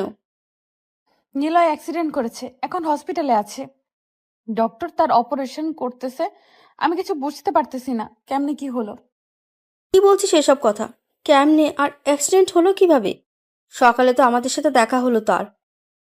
তুই যেখানে ছিলি আমিও সেখানে ছিলাম, আমরা দুজন তো একসাথেই ছিলাম, তাহলে আমি কিভাবে বলতে পারি? এখন চল হসপিটালে গিয়ে দেখি কি হয়েছে। আচ্ছা শোন তাহলে, তুই বাসায় কিছু বলবি না, না বলে গেলে তোকে নিয়ে আবার বাসায় যদি টেনশন করে তখন? কিছু হবে না, তুই আগে চল দেখি গিয়ে কি হয়েছে। বাসায় টেনশন পরে কর, আগে দেখি ছেলেটার কি অবস্থা। এরকম করে অ্যাক্সিডেন্ট হয় কেমনে? এরকম করছিস কেন তুই? নিজেকে শান্ত করে রাখ, না হলে পরে আবার তোকে নিয়ে দৌড়াদৌড়ি করতে হবে আমাকে। নিজেকে কন্ট্রোল রাখ। নাবিলা নীলাকে সঙ্গে করে নিয়ে গাড়িতে করে রংপুর হসপিটালে চলে আসলো। নাবিলা হসপিটালে এসে দেখছে অনেক মানুষ সেখানে বসে আছে। নাবিলা আয়াতকে খুঁজতে লাগলো, কারণ নাবিলা আয়াতকে ছাড়া এখানে আর কাউকে চেনে না। একজনকে জিজ্ঞেস করলো যে অ্যাক্সিডেন্টের পেশেন্টটাকে কোথায় নেওয়া হয়েছে। নার্স দেখিয়ে দিল কোন দিকে যেতে হবে। নাবিলা নীলাকে নিয়ে দ্রুত সেই জায়গায় চলে আসলো। এসে দেখে অনেক মানুষ এখানে বসে আছে, কেউ কেউ কান্না করতেছে। কয়েকজন মুরব্বী মানুষ সেখানে দাঁড়িয়ে আছে মুখ গোমরা করে। নাবিলা সবার মাঝে আয়াতকে খুঁজতে লাগলো, কিন্তু আয়াতকে দেখতে পাচ্ছে না। ডক্টর, আমার বন্ধুর কি অবস্থা? আপনি কি দেখলেন আর কি বুঝলেন? এখন বাইরের সবাই অপেক্ষা করতেছে, প্লিজ আপনি একটা কিছু বলেন। অল্পের জন্য বেঁচে গিয়েছে। আর 1 মিনিট যদি দেরি করে তাকে অপারেশন থিয়েটার নিয়ে যাওয়া হইতো তাহলে হয়তো আমরা তাকে বাঁচাতে পারতাম না, কিন্তু আল্লাহ তাআলার অশেষ রহমত আমরা তাকে বাঁচাতে পেরেছি। আচ্ছা ডক্টর, আপনি আমাকে এটা আগে বলুন তো, তার কি অজান্তে অ্যাক্সিডেন্ট হয়েছে নাকি কোনো আঘাতপ্রাপ্ত? আপনারা তো অপারেশন করার সময় বুঝতে পেরেছিলেন যে কোনটা অ্যাক্সিডেন্ট আর কোনটা আঘাত। দেখো, আমরা এখানে যেটা বুঝতে পারলাম, আমাদের মনে হচ্ছে যে ছেলেটাকে কেউ আঘাত করেছে, কারণ আঘাত না করলে তো তার বুকের সমস্যা হওয়ার কথা ছিল না। এমনিতেই যদি অ্যাক্সিডেন্ট হইতো তাহলে পায়ে বা কোমরে বা মাথায় ব্যথা পাইতো। ডক্টর, আর কতক্ষণ লাগবে আমার বন্ধুর জ্ঞান ফিরে আসতে? আমি তাহলে বাইরে গিয়ে সবাইকে সুসংবাদ দেই। অনেক কান্নাকাটি করতেছে তো, সবাই অনেক চিন্তিত। আজকে রাতের মধ্যেই জ্ঞান ফিরে আসবে, সমস্যা নেই। মনে হচ্ছে তারা তাকে একদম পুরোপুরি মেরে ফেলতে চেয়েছিল, কিন্তু আর একটুর জন্য বেঁচে গিয়েছে। আর একটু লেট হলে তাহলে শেষ। ডক্টর, ধন্যবাদ আপনাকে আমার বন্ধুকে এই পৃথিবীতে বেঁচে থাকার জন্য সাহায্য করার জন্য। আর আল্লাহ তাআলার কাছে লক্ষ কোটি শুকরিয়া, আলহামদুলিল্লাহ। আচ্ছা, তাহলে আপনি এখন বাহিরে গিয়ে সবাইকে জানিয়ে দেন যে রোগী এখন পুরোপুরি ঠিক আছে। আমরা কিছুক্ষণ পর পেশেন্টকে কেবিনে শিফট করব, তখন দেখতে পারবে। আয়াত ডক্টরের কথা মতো সেখান থেকে বেরিয়ে আসলো। আয়াত ভিতরে চলে গিয়েছিল। তার প্রচুর টেনশন হচ্ছিল এতক্ষণ ধরে। ভিতরে কি করতেছে ডাক্তারদেরকে গান দেখিয়ে ভয় দেখিয়ে ভিতরে গিয়েছিল। তারপর ভিতর থেকে খবরটা নিয়ে বাহিরে আসলো। শান্তশিষ্ট স্বভাবে আর আয়াত আর নিলয়ের যে অন্ধকারের একটা গ্রুপ আছে সেটা কেউ জানে না বাহিরের। তাদের পরিবার, তাদের বন্ধু বান্ধব কেউ জানে না। শুধু এটা আয়াত আর নিলয়ের মধ্যেই সীমাবদ্ধ। আয়াত অপারেশন থিয়েটার থেকে বের হয়ে এসে দেখে সবাই অনেক টেনশন করতেছে। নিলয়ের আম্মু বসে এখনো কান্না করতেছে। তাহার জ্ঞান ফিরে এসেছে আবারও। আয়াতকে দেখতে পেয়ে নিলয়ের আম্মু আয়াতকে সে আবার জড়িয়ে ধরে কান্না করতে লাগলো। তার ছেলের কি হয়েছে না হয়েছে সেটা জানতে চাচ্ছে। ডক্টর তাকে কি বলল না বলল, আর এখনো কেন অপারেশন থিয়েটার থেকে বের হচ্ছে না। তার ছেলের কি কোনো কিছু হয়ে গেল নাকি? এরকম করতেছে কেন তাকে সব জিজ্ঞেস করতেছে। আয়াতকে পাগলের মতো নিলয়ের আম্মুকে জড়িয়ে ধরলো। তারপর তার কানে কানে বলল যে তার ছেলে একদম পুরোপুরি ঠিক আছে, তার কোনো সমস্যা হবে না। এই কথা শোনার পর নিলয়ের আম্মু আয়াতকে ছেড়ে দিয়ে আয়াতের হাত শক্ত করে মুষ্টিবদ্ধ করে ধরে একটু মুচকি হাসি দিল। সত্যি বলতেছো আমার ছেলে ঠিক আছে? আর কি হয়েছে তার? ডক্টর তোমাকে কি বললো? আমি দেখেছি তুমি ডক্টরকে বলে ভিতরে প্রবেশ করেছিলে। আর আমার ছেলের কি অবস্থা এখন? আমার বন্ধুর অবস্থা এখন অনেক ভালো। সে খুব তাড়াতাড়ি ফিরে আসবে আমাদের মাঝে। আর রাতের মধ্যেই জ্ঞান ফিরে আসবে। তাই তাকে নিয়ে কোনো টেনশন করার কিচ্ছু নেই। আর সে অন্যমনস্ক হয়ে দাঁড়িয়েছিল, তো তাই হঠাৎ করে পিছন থেকে গাড়ি এসে লাগিয়ে দিয়েছে। দেখে শুনে পাগলটাকে রাস্তায় পার হতে বলেছি, তাও রাস্তার মাঝখানে গিয়ে দাঁড়িয়ে পড়েছিল, তাই না? সুস্থ হয়ে উঠুক, তারপর ওকে বোঝাবো যে এভাবে অন্যমনস্ক হয়ে রাস্তার মাঝে দাঁড়িয়ে থাকার সাহস কি করে হয় তার। আচ্ছা আন্টি, তাহলে এখন আর টেনশন করিয়েন না, এখন গিয়ে বসে থাকেন। একটু পর জ্ঞান ফিরে আসলে তখন আমরা সবাই তার সাথে গিয়ে কথা বলতে পারবো। আর আপনি চাইলে এখন গোসল করে নিতে পারেন। আর আপনি যদি খুব অসুস্থ হন তাহলে গিয়ে একটু গোসল করে নামাজ পড়ে তারপর হসপিটালে আসেন। তুমি একদম ঠিক বলেছো। আচ্ছা, তাহলে তুমি এখানে অপেক্ষা করো, আমি গিয়ে গোসল করে নামাজটা পড়ে আমার ছেলের জন্য দোয়া করি, সাথে তোমার জন্য, কারণ তোমার মতো একটা বন্ধু আছে আমার ছেলের জীবনে।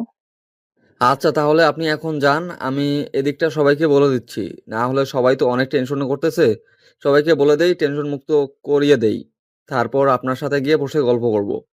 আচ্ছা বাবা, তাহলে তুমি এখানে থাকো, আমি গেলাম এখন। আর একটু পর তোমার সাথে দেখা করতেছি। তুমি এখানেই থাকবে, কিন্তু কোথাও যাবে না, কোথাও যাবে না আমি না আসা পর্যন্ত। আর কি খেয়েছো না খেয়েছো, তোমার তো চেহারা দেখেই বোঝা যাচ্ছে সকাল থেকে না খেয়ে আছো। একদম টেনশন করবেন না আমাকে নিয়ে, আমি খেয়েছি, সমস্যা নেই। আপনি যান, গোসল শেষ করেন, নামাজ পড়ে আসেন, আমি আপনার জন্য এখানে অপেক্ষা করতেছি। আমি এখান থেকে কোথাও যাচ্ছি না। কথাটা বলে নীলিমা বেগম সেখান থেকে চলে গেল। আর আয়াত সামনের দিকে এগিয়ে এসে সবাইকে সুখবরটা দিয়ে দিল যে নিলয়ের কোনো কিছু হয়নি, একদম ঠিকঠাক আছে। তার অপারেশন ঠিক মতোই হয়েছে। এখন একটু পর তাকে কেবিনে নিয়ে যাওয়া হবে, তখন গিয়ে সবাই দেখতে পারবে। সবাই আয়াতের কথা শুনে নিজের দেহে যেন প্রাণ ফিরে আসলো। বিশেষ করে আসাদ চৌধুরী তার ছেলের এই রকম খবর শুনে অনেক টেনশন মুক্ত হলো। আসাদ চৌধুরী হাসপাতাল থেকে বেরিয়ে গেল, কারোর সাথে কোনো কথা বলেনি। আয়াতকে শুধু বলে গেল যে একটু পরে ফিরে আসবে। কোথায় জানি গেল, আর আঘাত সেদিকে তোয়াক্কা করলো না, কারণ এখন একটু ব্যস্ত থাকতেই পারে। আয়াত সামনের দিকে তাকিয়ে দেখে নাবিলা সেখানে দাঁড়িয়ে আছে। নাবিলার সাথে একটা মেয়ে দাঁড়িয়ে আছে। একটু ভালোভাবে লক্ষ্য করে দেখলো যে গতকাল যে মেয়েটাকে আয়াত আই লাভ ইউ বলেছিল প্রথম দেখাতে, সেই মেয়েটা নাবিলার সাথে। আয়াতের এটা কোনোভাবেই মাথায় ঢুকতেছে নাবিলার সাথে ওই মেয়ের কি কানেকশন থাকতে পারে, কিভাবে তাদের পরিচয়, কিছুই বুঝতে পারতেছে না আয়াত। আয়াত এখন সামনে যাবে নাকি সেখান থেকে পালিয়ে যাবে বুঝতে পারতেছে না। এদিকে নাবিলা দেখে ফেলেছে। নাবিলা আয়াতকে দেখেই ডাক দিয়ে এগিয়ে আসতে লাগলো। আর নীলা সেখান থেকে আয়াতকে দেখে ভয় পেয়ে গেল। এটাই তো সেই ছেলে, এখন কি হবে? এটাই তাহলে নিলয়ের বন্ধু, মানে কি একটা অবস্থা। নিলয়ের বন্ধু নীলাকে ডিস্টার্ব করতেছে, আর নিলয় নাবিলাকে। আজও ব্যাপার ঘটে গেল নীলার সাথে। আমাকে দেখেও না দেখার ভান করে এদিক ওদিক চলে যাওয়ার বাহানা খুঁজতেছিস কিসের জন্য? ব্যাপারটা কি বুঝতে পারলাম না। আর কুত্তাটার খবর কি? মরেছে নাকি বেঁচে আছে? কুত্তাটা যদি মরে যেত তাহলে মনে হচ্ছে প্রচুর খুশি হইতি তুই। এখন অন্তত একটু সম্মান দিয়ে কথা বল। আমি তো সম্পর্কে আন্টি, তাই না? সব সময় তো তুই করে বলিস। এখন অন্তত একটু সম্মান কর। কার সাথে? সাথে আমার বোন আছে। সেই জন্য তো এত ভয় পাচ্ছিস। তোর এই বোনের জন্য তো যত কাহিনী করেছে আমার সাথে। এখন কথা হচ্ছে, তোকে সম্মান দেওয়ার থেকে কুত্তাকে সম্মান দেওয়া বেশি বেটার মনে করতেছি আমি। এসব কথা বাদ দে এখন। আজাইরা কথা শুনতে চাচ্ছি না তোর মুখ থেকে। এখন নিলয়ের খবর কি? অপারেশন থিয়েটার থেকে ডক্টর বের হয়েছে? তার কোনো খোঁজ খবর দিয়েছে? খবর বলতে তাকে কে জানি আঘাত করেছিল, যার জন্য রক্তাক্ত হয়। হয়তো 1 থেকে 2 মিনিট দেরি করে নিয়ে আসলে তাকে আমরা আর ফিরে পেতাম না, চলে যেত না ফেরার দেশে। এখন মোটামুটি সুস্থ আছে, একটু পর তাকে কেবিনে নিয়ে যাওয়া হবে, তখন দেখতে পারবো। মরে গেলেই বেঁচে যেতাম, তাহলে কেউ আমাকে ডিস্টার্ব করতে পারতো না। এখন বেঁচে গিয়েছে, এখন তো আবার আমাকে অত্যাচার সহ্য করতে হবে। আর সব থেকে বড় কথা হলো, তাকে কে মেরে ফেলতে চাইবে কে? এই এলাকায় এরকম বুকের পাটা কার আছে? আমি তো সেটাই বুঝতে পারতেছি না, কে এত বড় সাহস করলো। আগে আমার বন্ধুর জ্ঞান ফিরে আসুক, তারপর ব্যাপারটা দেখা যাবে। তোকে একটা কথা বলি, তুই কি সত্যি নিলয়কে ভালোবাসিস? না, বা তোর ভালো লাগে না? দেখ, এসব নিয়ে এখন আমি কোনো কথা বলতে চাই না। এখন এখানে এসেছি তাকে দেখতে। অ্যাক্সিডেন্ট করেছে সে, যতই আমার শত্রু হোক না কেন। আমার তো একদিন না একদিন উপকার করেছে, আমাদের দায়িত্ব আছে তাকে দেখার, তাই না? তোকে একটা কথা বলি, নিলয় কিন্তু তোকে সত্যি সত্যি অনেক ভালোবাসে। তুই তো ভালো করে জানিস নিলয় আমাকে কতটা আপন ভাবে, আর সব সময় সব কথা আমার সাথে শেয়ার করে। অনেক দিন ট্রাই করেছে তোকে এই কথা বলবে না, তোর থেকে দূরে থাকবে, তোকে ভুলে যাবে। তার জন্য কত কি করেছে। তোর সামনে গত 15 দিন যাবৎ সে যায় না ঠিক মতো, কিন্তু হঠাৎ করে তার কি যে হয়ে গেল, নিজেকে আর কন্ট্রোল করতে পারেনি, তাই তোকে বলে দিয়েছে। আমাদের সম্পর্কটা দিকটা দেখতে হবে না? আমাদের সম্পর্ককে আমরা কিভাবে এরকম একটা সম্পর্ক করতে পারি বল? আর বিয়ে করা মানে কি বুঝতে পারতেছিস? আর তোকে আমি কি বলবো, তোর জীবন, তুই যদি এখন বলিস যে আমার বন্ধুকে তোর ভালো লাগে না, তোর সম্পর্ক এসব কোনো কিছু ম্যাটার করে না, তোরা তোদের মতো লাইফ এনজয় করবি, বাকিরা বাকিদের মতো কথা বলে যাবে, এটাই স্বাভাবিক, এটাতে কোনো ম্যাটার করে না। এখন এসব নিয়ে বকবক করতে পারবো না তোর সাথে। চুপ করে থাক। তুই যদি আর একটা বিষয় নিয়ে কথা বলেছিস, তাহলে কিন্তু তোকে থাপ্পড় দিয়ে এখান থেকে পাঠিয়ে দেবো বাসায়। চুপচাপ থাকবি, আমাকে আমার মতো এখানে থাকতে দে। টেনশনে আছি এমনিতেই। তোর আবার কি নিয়ে টেনশন হচ্ছে? তুই তো এক্ষুনি বললি যে আমার বন্ধু মরে গেলে তোর ভালো হইতো। এই কথাটা বলতে তোর একটুও বুক কেঁপে উঠলো না? কিভাবে কথাটা বলতে পারলি তুই? আর কি বলবো তোকে? আচ্ছা, তোর যা মন চায় তুই তাই কর, আমি যাচ্ছি। কোথায় যাচ্ছিস? আমাকে সঙ্গে করে নিয়ে যা। আমি দেখি তোর বন্ধুর কি অবস্থা। এখন তো মনে হয় কেবিনে শিফট করে দিয়েছে। তোকে দেখতে হবে না, তুই চলে যেতে পারিস। আমার বন্ধুর প্রতি যেহেতু তোর কোনো মায়া নেই, আমার মতে তার থেকে দূরে থাকাই উচিত তোর। বেশি বকবক করবি না, মাথা গরম আছে। এখন ন্যাকামি একদম করবি না। আচ্ছা চল, আমি তোকে নিয়ে যাচ্ছি, কিন্তু বেশি বকবক করবি না। তোর কোনো কথার উত্তর দিতে আমি পারবো না আর। একটা কথা কি শোন, আমাদের ফ্যামিলি নিলয়ের ফ্যামিলির তুলনায় কিচ্ছু না। তাই আমি চাই না গরিব বড়লোকের মাঝে একটা সম্পর্ক তৈরি করতে। সারা জীবন এরকম সম্পর্ক দেখেছি, বাট একটা সম্পর্ক টিকে থাকেনি। এত বাহানা কথা আমি শুনতে পারবো না। তুই যদি নিলয়কে পছন্দ করে থাকিস তাহলে আমি সবকিছু ব্যবস্থা করব। আর তুই যেটা ভাবতেছিস সবাই কিন্তু এক হয় না, কথাটা মাথায় রাখিস। আসলে আমি কনফিউশনের মধ্যে আছি, কি করব না করব বুঝতে পারতেছি না। আমি কোনটা করলে আমার জন্য ঠিক হবে বা কোনটা বললে আমার জন্য ভুল হবে, আমি এটাই সিদ্ধান্ত নিতে পারতেছি না। এত টেনশন করতে হবে না তোকে, নিলয়ের পরিবারকে আমি ভালো করে চিনি। যদি তোকে কেউ কিছু কটাক্ষ করে কথা বলে, আমি তার বিরুদ্ধে কথা বলবো। তোকে কিচ্ছু বলতে হবে না, তুই শুধু আমাকে বলবি, আমি আর নিলয় তাকে উচিত শিক্ষা দেবো, সমস্যা নেই। নীলয়ের বাবা যদি আমাকে মেনে না নেয়, আর আমাদের সম্পর্কটা তো অন্য আর সমাজের লোকে যদি শুনে, তাহলে কি হবে? তাদের মান সম্মান থাকবে? সেটা আমি দেখে নেবো। এখন চল, এই যে ডক্টররা বেরিয়ে গেল, তার মানে নিলয়কে এখন রুমে নিয়ে যাওয়া হয়েছে। নাবিলা আর আয়াত সাথে নীলা তিনজনে একসাথে চলে আসলো। এসে দেখে রুমের ভেতর অনেক মানুষ জমা হয়েছে। তাই আয়াত ভেতরে চলে গেল না এখন, কারণ সবাই একটু আধটু কথা বলতেছে। ডক্টর এসে সবাইকে বের করে দিল। তারপর সবাই এক এক করে চলে গেল। একদম ফাঁকা হয়ে গেল। আয়াত রুমের ভেতর প্রবেশ করে দেখে নিল নিলয় আয়াতের দিকে তাকিয়ে আছে অন্যরকম চাহনি দিয়ে। আয়াত কিছু বলতে পারতেছে না নিলয়ের অবস্থা দেখে। আয়াতের যে কতটা মনের ভিতর কষ্ট লাগতেছে সে প্রকাশ করছে না, কিন্তু মনের ভিতর যেটা শুরু হয়ে গিয়েছে সেটা আয়াত বুঝতেছে। তারপর নিলয়ের সাথে আয়াত কোনো কথা না বলে নাবিলাকে ডাক দিল। নাবিলাকে সেখানে দেখে নিলয় অবাক হয়ে গেল। আমার সাথে কোনো কথা বলতে হবে না, আমি এখন বাইরে যাচ্ছি। নাবিলা এখানে এসেছে, তোরা দুজনে একসাথে কথা বলতে থাক। তোদের কোনো সমস্যা থাকলে মিটমাট করে নিতে পারিস। সুস্থ হলে তোদের বিয়েটা হচ্ছে, এখন বাকি সব কিছুতেই কথা বলে নিতে পারিস। কি আবোল তাবোল কথা বলছিস? মাথা ঠিক আছে তোর? কি উল্টোপাল্টা কথা বলতেছিস? তা থাপ্পড় দেব, জানিস? যা এখান থেকে। আমি ভালো করে জানি, আর এখানে আমার কোনো কাজ নেই, তাই আমি এখান থেকে চলে যাচ্ছি। এই যে মিস, আপনি আমার সাথে আসেন, আপনার সাথে আমার কথা আছে, আপনার এখানে কোনো কাজ নেই।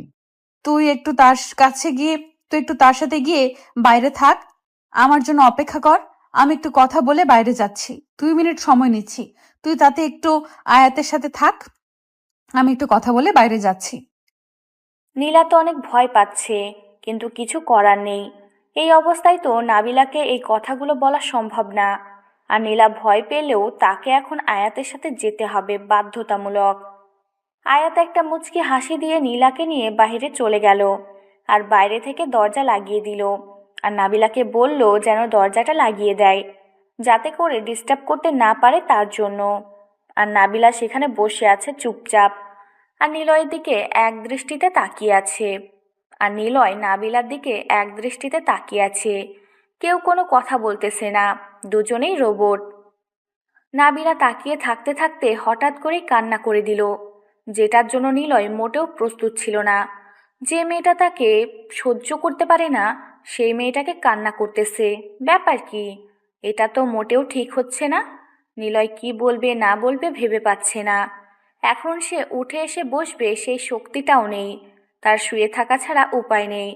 ডক্টর বলেছে 3 দিন সময় লাগবে, আর এই 3 দিন তাকে বিছানায় শুয়ে থাকতে হবে। উঠে বসা তো দূরের কথা, একটু নড়াচড়াও করা যাবে না। 3 দিন তাকে শুয়ে থাকতে হবে।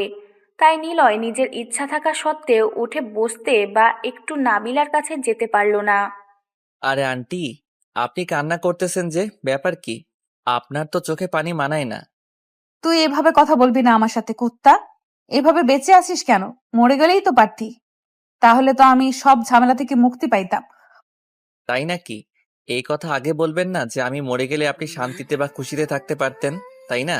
তাহলে আমি একদম পুরো কিভাবে মরে যাওয়া যায় সেই চেষ্টাটাই না হয় করতাম।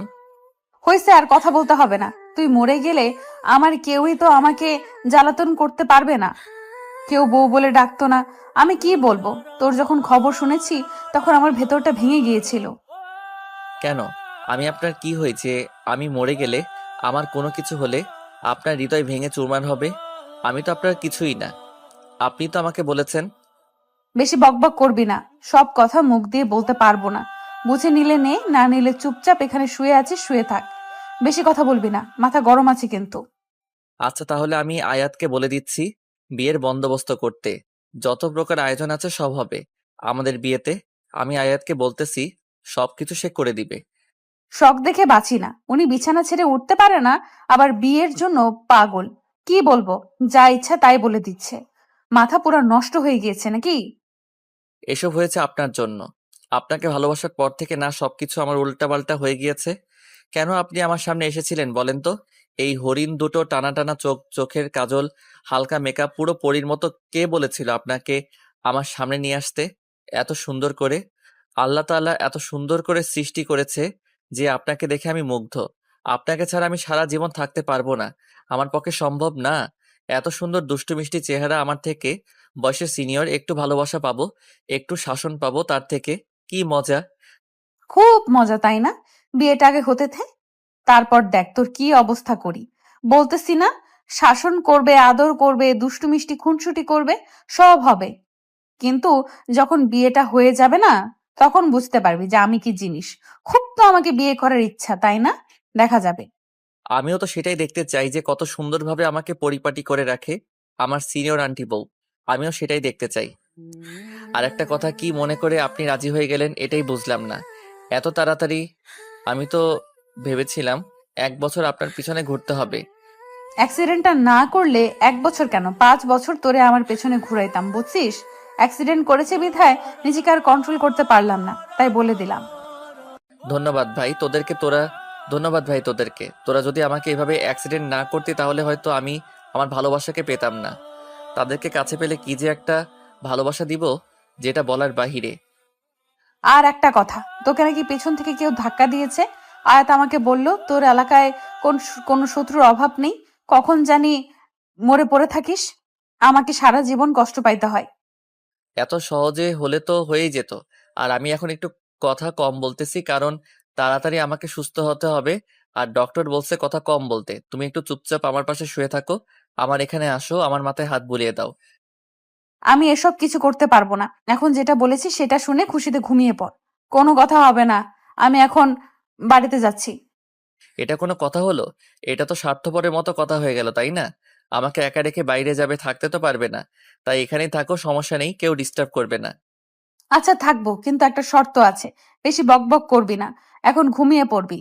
আর যদি ঘুমিয়ে না পড়েছিস তাহলে কিন্তু আমি এখান থেকে চলে যেতে বাধ্য হব। তখন এমনিতেই ঘুমিয়ে যাবি। আচ্ছা, কথা দিলাম আমি এখন ঘুমিয়ে যাব। আমার ঘুম পাচ্ছে। তুমি এখনো বসে থাকো, কারণ বাইরে গিয়ে থাকতে পারবে না, বারবার আমাকে দেখতে মন চাইবে। আমি সেটা ভালো করে জানি। তোমার চোখ স্পষ্ট আমাকে সাক্ষী দিচ্ছে। তুই তাই এখানেই থাকো, ভালো হবে।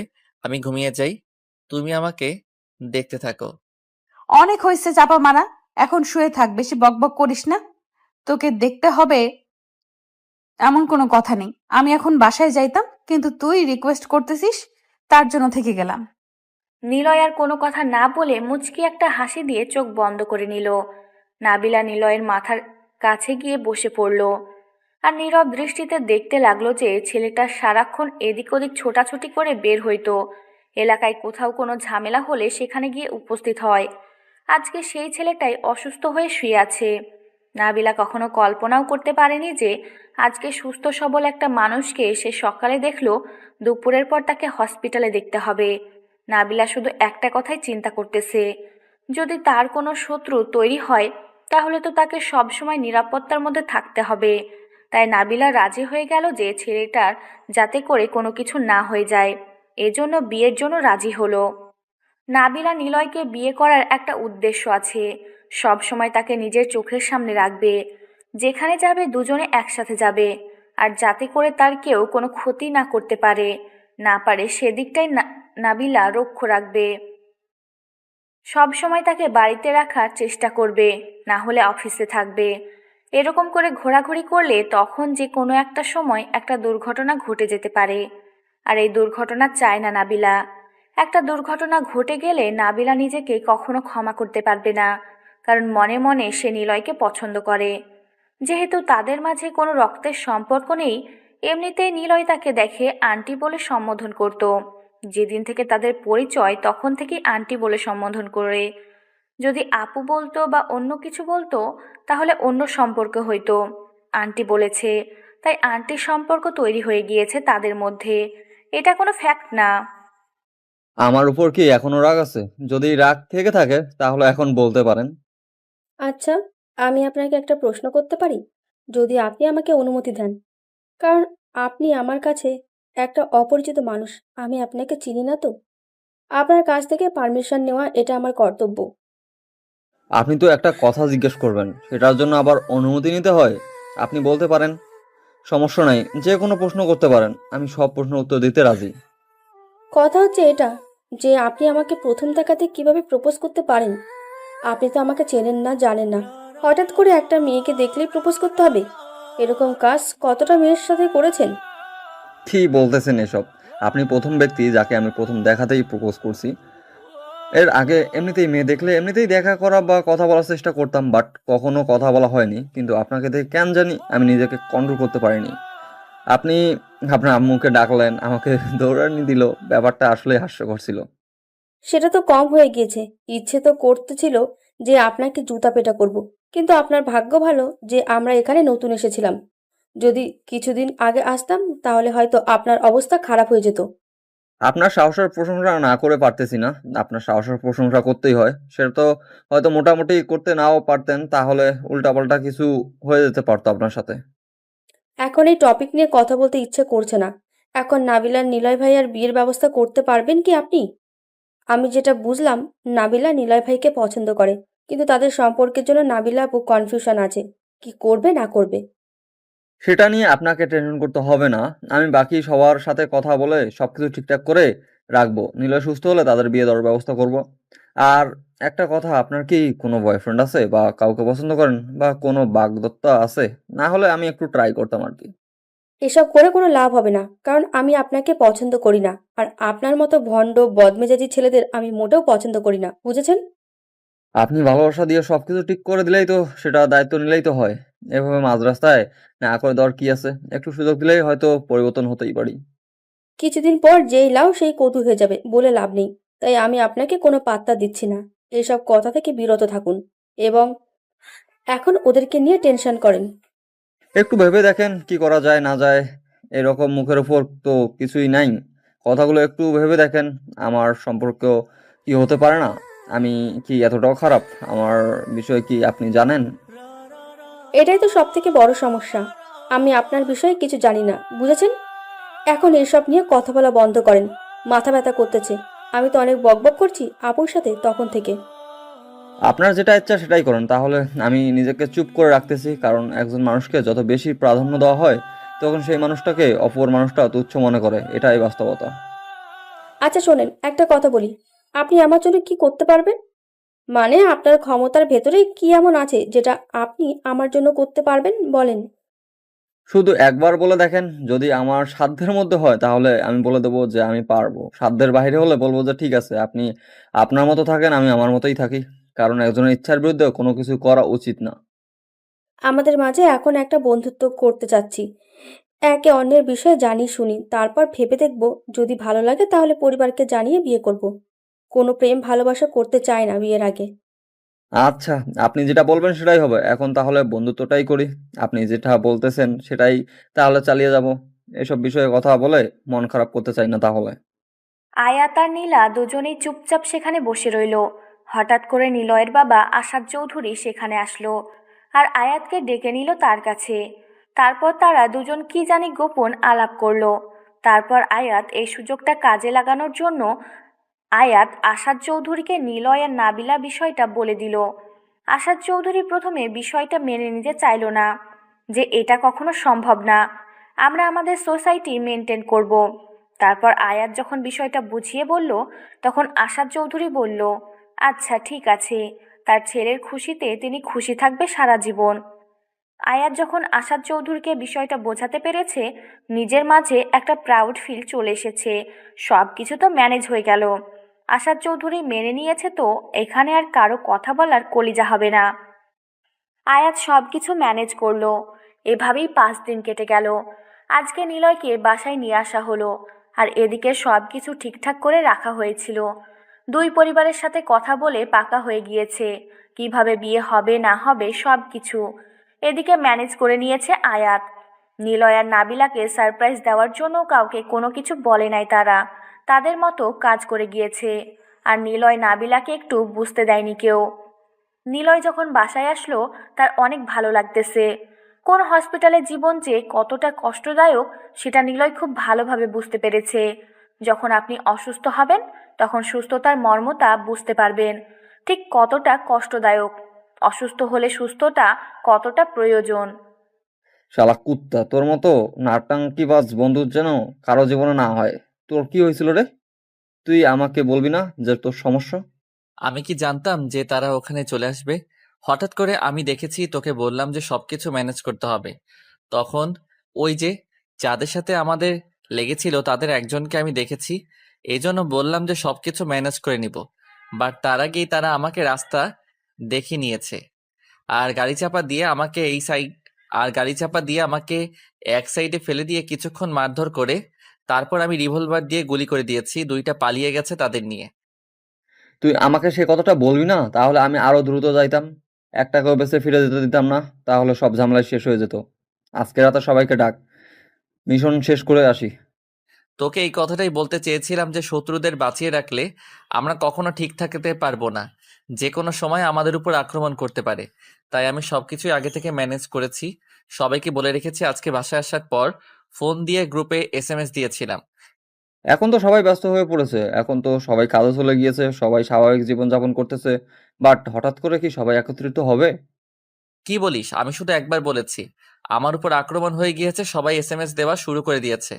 সবাইকে বললাম আজকে রাতে মিশন আছে, সবাই রেডি থাকতে। সবাই বলেছে তাদের নাকি এখন আরো কয়েকজন করে ছেলে পেলে হয়েছে। তার মানে গ্যাং কত বড় হয়েছে বুঝতে পেরেছিস? সবগুলোকে আজকে নির্মূল করে দিয়ে আসবো।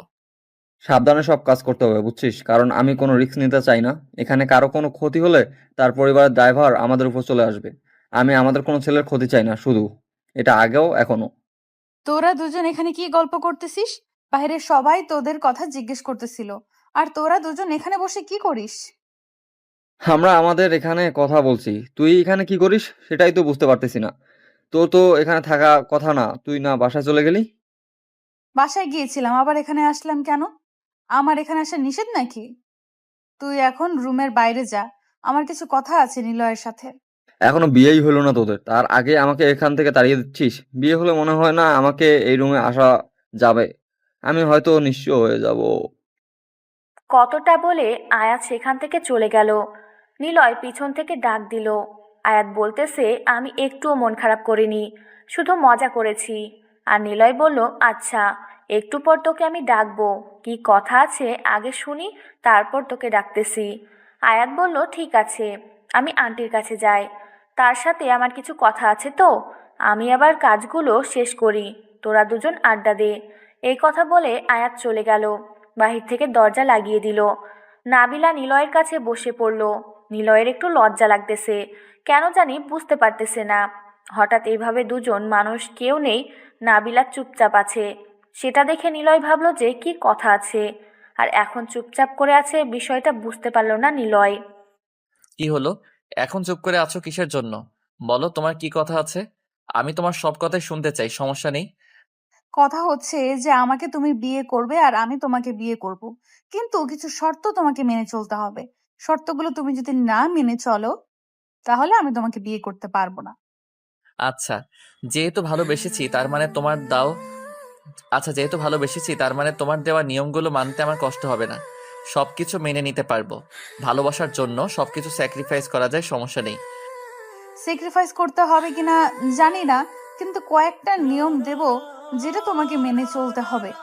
তার জন্য তুমি যদি স্যাক্রিফাইস করতে চাও করতে পারো, সমস্যা নেই, বাট আমার নিয়মগুলো তোমাকে মেনে চলতে হবে, না হলে আমি তোমার জীবনে থাকতে পারবো না। আচ্ছা বলো, কি এমন কথা যেটা আমাকে মেনে চলতে হলে অনেক কষ্ট করতে হবে? আমি মেনে চলবো, কোনো সমস্যা হবে না। আমি মেনে চলতে পারবো। এখন তুমি বলো আমাকে কি কি করতে হবে। তেমন কিছু না, জাস্ট আমাকে না বলে বাহিরে যাওয়া যাবে না, আর অতিরিক্ত বাহিরে আড্ডা দেওয়া যাবে না। আর যেখানে যাবে এখন থেকে আমি তোমার সঙ্গে যাব, কারণ আমি তো অন্য কেউ না, তোমার জীবনের একটা অংশ, তাই না? আর আমাকে সঙ্গে করে নিয়ে যাওয়া যাবে। আর এখন থেকে নিয়মিত অফিসে যেতে হবে, কারণ বিয়ের পর তো কিছুদিন পর বাচ্চা হবে, 2-3 বছর পর সংসার চালানোর জন্য কিছু টাকা পয়সা দরকার। তার মানে তোমাকে এখন থেকে অফিসে যেতে হবে, নিয়মিত সব কাজ ঠিকঠাক মতো করতে হবে। আর অতিরিক্ত বন্ধু বান্ধবের সাথে আড্ডা দেওয়া যাবে না, কারণ তখন তোমার মাথায় অন্য কিছু চলে আসবে। আর আমি চাই না তোমার কোনো ক্ষতি হয়ে যাক, তাহলে আমি পৃথিবীতে বেঁচে থাকতে পারবো না। আচ্ছা, আমি তোমার সব কথাই মেনে নিলাম। তোমার সব কথাই মাথায় থাকবে। তুমি যেটা বলেছো আমি সবকিছু মেনে চলবো, বাট আমার কিছু সময় লাগবে। সময় ছাড়া তো এগুলো একেবারে চেঞ্জ করা যায় না। আচ্ছা, তোমার যত সময় লাগে নিতে পারো, বাট 10 দিনের বেশি আমি তোমাকে সময় দিতে পারবো না। একটা মানুষের অভ্যাস পরিবর্তন করতে 10 দিনই যথেষ্ট। আচ্ছা, আমি এই 10 দিনের ভিতরে সবকিছু ঠিকঠাক করে আমি তোমার বাধ্যবাধকতা হয়ে থাকবো। তুমি যেটা বলবে সেটাই হবে, কিন্তু আমাকে ছেড়ে যাওয়ার চিন্তা করিও না, তাহলে আমি শেষ। আচ্ছা, তাহলে এখন আমি যাচ্ছি, পরে এসে তোমার সাথে কথা হবে। এখন আমাকে একটু বাসায় যেতে হবে, আম্মু বাসায় একা। যাও তাহলে, আমার কিছু টুকটাক কাজ বাকি আছে, তো আমি সবগুলো শেষ করে নিচ্ছি কাজগুলো, তারপর পুরো সময়টা তোমাকে দেব, আর অন্য কারোর জন্য না। তারপর নাবিলা সেখানে থেকে চলে গেল। আর এদিকে নিলয় আয়াতকে ডাক দিয়ে সবাইকে একত্রিত করে নিল।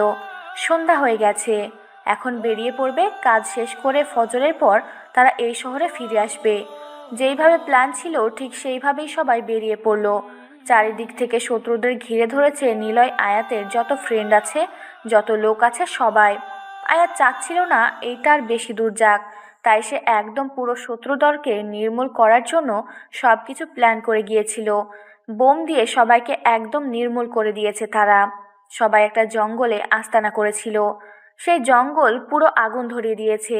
একটা শত্রু সেখান থেকে বেঁচে ফিরতে পারেনি, কারণ যেদিকে একটা শত্রু পালিয়ে গিয়েছে সেদিকেই আয়াত আর নিলয়ের লোক দাঁড়িয়েছিল আর মেরে ফেলেছে সবাইকে। সব শত্রু নির্মূল, সবাই শেষ। এখন তারা শত্রুমুক্ত সবাই যে যার মতো আবারও তার গন্তব্যে ফিরে আসলো। কেউ জানে না যে তারা রাতে এত বড় একটা মিশন করেছে। পরের দিন নিউজ পত্রিকা অনেক নিউজ হয়ে গেল যে জঙ্গলে আগুন লেগেছিল হঠাৎ করে একটা বিস্ফোরণের কারণে। কেউ জানে না যে এটা আয়াত আর নিলয়ের কর্মকাণ্ড ছিল। সবাই সবার মতো দেখতেছে নিউজটা আর এড়িয়ে যাচ্ছে।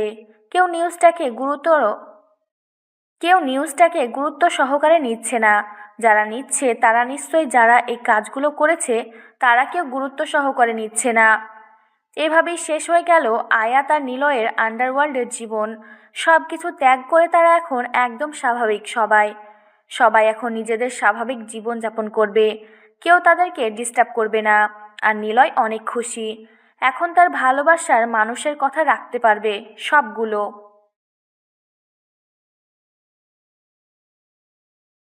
আজকে নিলয় আর নাবিলার বিয়ের সব আয়োজন ধুমধাম করে শুরু করে দিয়েছে। নাবিলার বাড়িতে নাবিলার কাজিনরা এসে ভরপুর, বিয়ের আনন্দ শুরু করে দিয়েছে। আর এদিকে আয়াত তো পুরো বাড়ি একাই মনে হচ্ছে মাতিয়ে রেখেছে। আরও নিলয় আর আয়াতের কাজিনরা তো আছেই। আজকে সবাই মিলে পুরো বাড়িটাকে সেইভাবে মুখরিত করে রেখেছে। সব কাজ সম্পূর্ণ করে বরযাত্রী নিয়ে বেরিয়ে পড়ল আয়াত। আর এদিকে নীলা এবং নাবিলার কাজিন সবাই একত্রিত হয়ে গেটে দাঁড়িয়ে আছে বরযাত্রীকে আটকানোর জন্য। নীলা আয়াতকে ফোন করলো যে তারা এখনো কোথায় আছে আর কতক্ষণ লাগবে, কারণ হচ্ছে তারা মরিচের গুঁড়া শরবত বানানো শুরু করে দিয়েছে অলরেডি। মরিচ দিয়ে মিষ্টি বানিয়েছে আর লবণ দিয়ে। বিয়ে তো করতেই যাচ্ছিস, তোর ফিলিংস কেমন? একটু পর তো তুই আমাকে ভুলে যাবি। বন্ধুকে তোর রুমে যাওয়া যাবে না যখন তখন। এখন তো কি বলবো, আমি এত পরিমাণ কষ্টে আছি। কি আর করব বল, বিয়ে তো করতেই হবে। আর যেখানে ভালোবাসার মানুষকে বিয়ে করতেছি সেখানে তো তুই আসবি, কিন্তু একটু দেখে শুনে আসবি। প্রথম প্রথম বিয়ে করতেছি। সেটা তো বুঝতে পারলাম, প্রথম বিয়ে করতেছিস, কিন্তু তুই তো বিয়ে করে নিলি, আমাকে যে কি হবে আমি তো বুঝতে পারতেছি না। কোনো মেয়েকে পড়াতে পারলাম না। তোর যাই হোক, একটা অ্যাক্সিডেন্ট হয়েছে, সেই অ্যাক্সিডেন্ট দেখতে এসে আন্টি তোর বউ হয়ে গেল। আহা। সবকিছু কপালে থাকা লাগে, বুঝিস নাই? তোর সেই কপালটা হয়নি। আর তুই তো এমন একটা ছেলে যে কোনো একটা যদি মেয়েকে দেখিস তাহলে কোনো কথাবার্তা বলা ছাড়াই প্রপোজ করিস। তোকে ঝাড়ুপেটা করবে না তো কি করবে? এখন এসব কথা বাদ দে, আমরা এসে গিয়েছি। এখন তুমি তোমার প্রিয়তমার কাছে চলে যাবে, আর আমি চলে যাব আমার দেশে। এখন কথা হচ্ছে, গেটে যতই কথা হোক না কেন, তুই এখানে কিন্তু কোনো কথা বলবি না। তোর যা ইচ্ছা তাই করতে পারিস, সেখানে কেউ কথা বলবে না। সেটা তো তুই আগে সবাইকে বলে দিয়েছিস। আগে থেকে সবকিছু তো প্ল্যান আছে, তুই করতে থাক, সমস্যা নাই। আমি থাকতে তুই এসব নিয়ে টেনশন করিস? আচ্ছা চল, তোর বিয়েটা তাড়াতাড়ি শেষ করে ভাবিকে নিয়ে এখান থেকে চলে যাই। বাসর করবি, মধুর বাসর, আর আমি আমার মতো এনজয় করব বিয়ানদের সাথে। তুই তো একটা নিয়ে থাকবি, আমি 10টা নিয়ে থাকবো। হা হা হা। লুচ্চামি কম কর, এখন তাড়াতাড়ি সব ব্যবস্থা কর। বিয়ে তাড়াতাড়ি করতে হবে। আর মন মানতেছে না, কতক্ষণে আমি আমার পরিটাকে দেখতে পারবো। এখন সবকিছু তাড়াতাড়ি কর, কোনখানে যেন বেশিক্ষণ সময় নিতে না হয়। আহারে আমার বউ পাগল বন্ধু রে, বন্ধুকে ভুলে গিয়ে এখন বউকে আপন করে নিয়েছিস। এদিকে যে আমি কত কষ্টে আসি দেখতেছিস না, তাই তো? বন্ধু তুই আমাকে মাফ কর, এখন যা, তাড়াতাড়ি আমাকে এখান থেকে নিয়ে যাওয়ার ব্যবস্থা কর। আমি এখানে আর কতক্ষণ বসে থাকবো? সবাই তো নেমে যাচ্ছে, আমি কেন নামতে পারতেছি না? আমাকে কেউ নামাচ্ছে না কেন? আরে ছাগল, এত পরিমাণ পাগল হচ্ছিস কিসের জন্য বুঝি না। কন্যা বাড়ি থেকে লোক এসে তারপর তোকে গাড়ি থেকে নামাবে, আমরা কেন ডাকতে যাব? এটা একটা রীতিনীতি আছে না?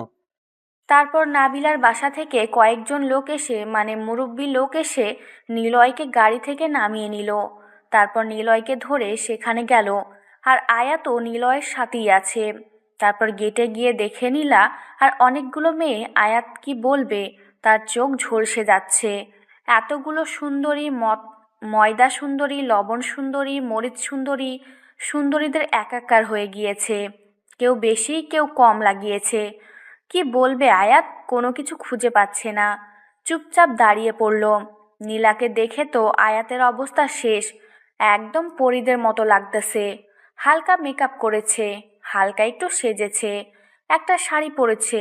বিশ্বাস করেন ভাই, আয়াতের অবস্থা একদম শেষ। আয়াত সামনে গিয়ে দাঁড়িয়ে পড়ল আর আয়াতের পিছনে নিলয়কে রাখলো, যাতে করে কোনো কিছু সহজে খাইয়ে দিতে না পারে। আপনারা এসব কি নাটক শুরু করেছেন বুঝতেছি না তো। এত নাটক করার কি আছে? বরযাত্রী নিয়ে এখান থেকে ঘুরে যাব নাকি? এবার আটকে রাখছেন কিসের জন্য? এটা একটা বিয়ের নীতি, আর সেই নীতি অবলম্বন করতেছি। আর আপনি এইভাবে কথা বলতেছেন কিসের জন্য বুঝতেছি না তো। আপনার সাহস তো কম না। আমাদের দুলাভাই কই? আমাদের দুলাভাইকে সামনে নিয়ে আসুন, আমরা তাকে মিষ্টি মুখ করাবো। এত সহজ হলে তো হয়ে যেত। আমি আগে সবকিছু ট্রাই করব, তারপর আমার বন্ধু হবে, বুঝছেন আপনারা? আমি সবকিছু আগে খাবো, তারপর আমার বন্ধু খাবে, না হলে কোনো খাওয়া দাওয়া হবে না। আপনাদের কি চাওয়া পাওয়া আছে বলেন, আমরা পূরণ করতে পারলে করব, না পারলে আপনাদেরকে এখান থেকে তুলে নিয়ে যাবো। আমরা যদি আমাদের দুলাভাইকে খাওয়াতে না পারি, তাহলে আমরা আমাদের চাওয়া পাওয়া কেমনে চাইবো? আপনি কি বুঝে অবুঝের মতো ব্যবহার করতেছেন? আমাদের দুলাভাইকে তো আমাদের মিষ্টিমুখ করাতে হবে, আর তার জন্য আমরা শরবত বানিয়েছি। আমাকে কি পছন্দ হয় না? আমি আগে খাবো, তারপর আমার বন্ধু খাবে। আমি টেস্ট করব, তারপর সেখান থেকে আমার বন্ধু খাবে। ঝামেলা শেষ। আপনাদের বিশ্বাস নাই, সবগুলো লাল টকটক হয়ে আছে, এগুলো মরিচ ছাড়া কিচ্ছু না। আপনারা আগে খান, তারপর আমার বন্ধু খাবে। সমস্যা নেই আমাকে যদি খেতে না দেন। এত ঝগড়া করতে পারবো না আমরা। দুলাভাইকে চাই আপনি সামনে থেকে সরে দাঁড়ান। আপনার সাথে আমরা কথা বলতে চাই না। কি মেয়েরা, কি হচ্ছে এসব? সবাই চিল্লাচিল্লি শুরু করে দাও। আমাদের দাবি মানতে হবে, মানতে হবে, আমাদের দাবি মানতে হবে। সবাই অনেক জোরে জোরে চিল্লানি শুরু করে দিল। এবার মহাবিপদে পড়ে গেল আয়াত আর নিলয়। নিলয় পিছন থেকে আয়াতকে খোঁটা দিচ্ছে, যাতে করে সব ঝামেলা শেষ করে নেয়। আর মিষ্টিগুলো দেখে মনে হচ্ছে সবগুলো মরিচ দিয়ে ভরিয়ে রেখেছে। আর শরবতের কথা কি বলবে? এগুলো যদি এখন নিলয় খায় তাহলে তো বিয়ে করা দূরের কথা, এখান থেকে পালিয়ে যেতে হবে। আর এগুলো কোনোভাবেই যেন নিলয়কে খাওয়াতে না পারে, তার জন্য আয়াত একটা ফন্দি বের করলো।